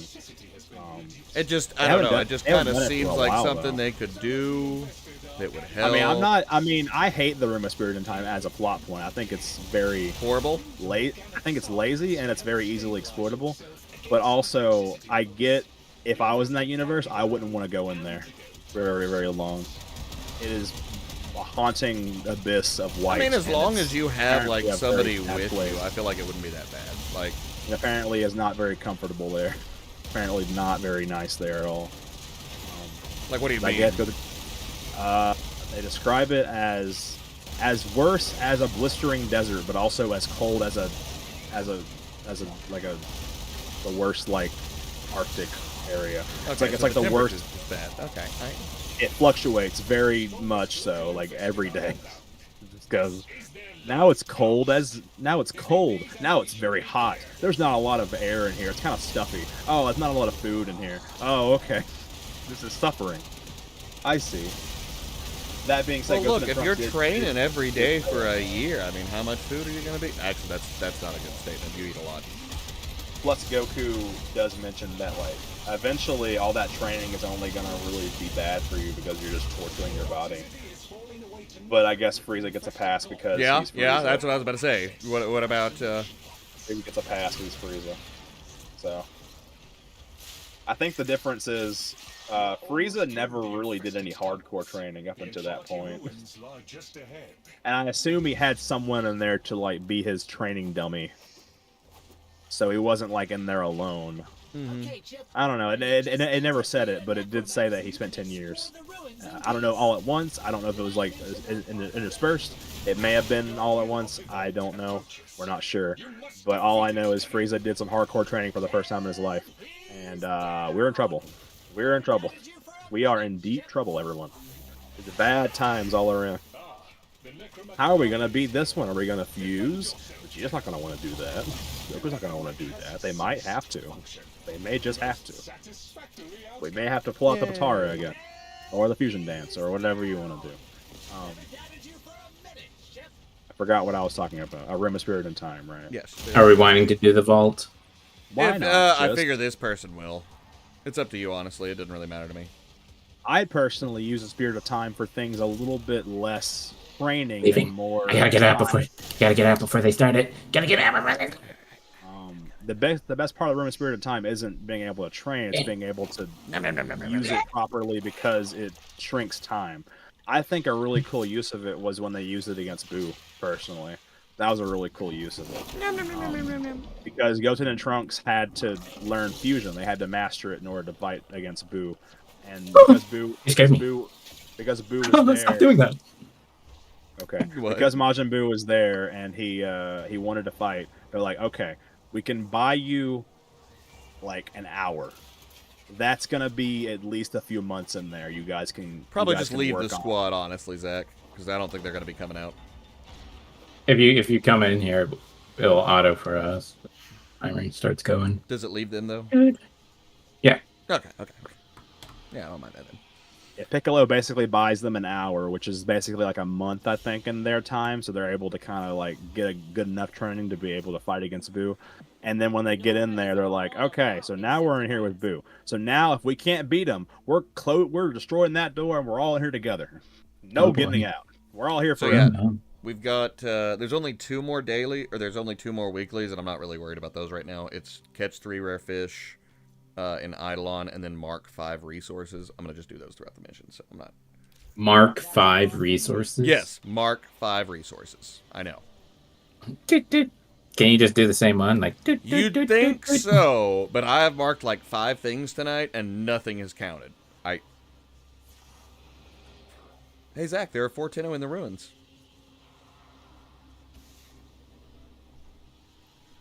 Wow. What's happening? Oh, Zach, they did it. Okay. Oh, is it just not pulled me yet? There we go, okay. I was like, what?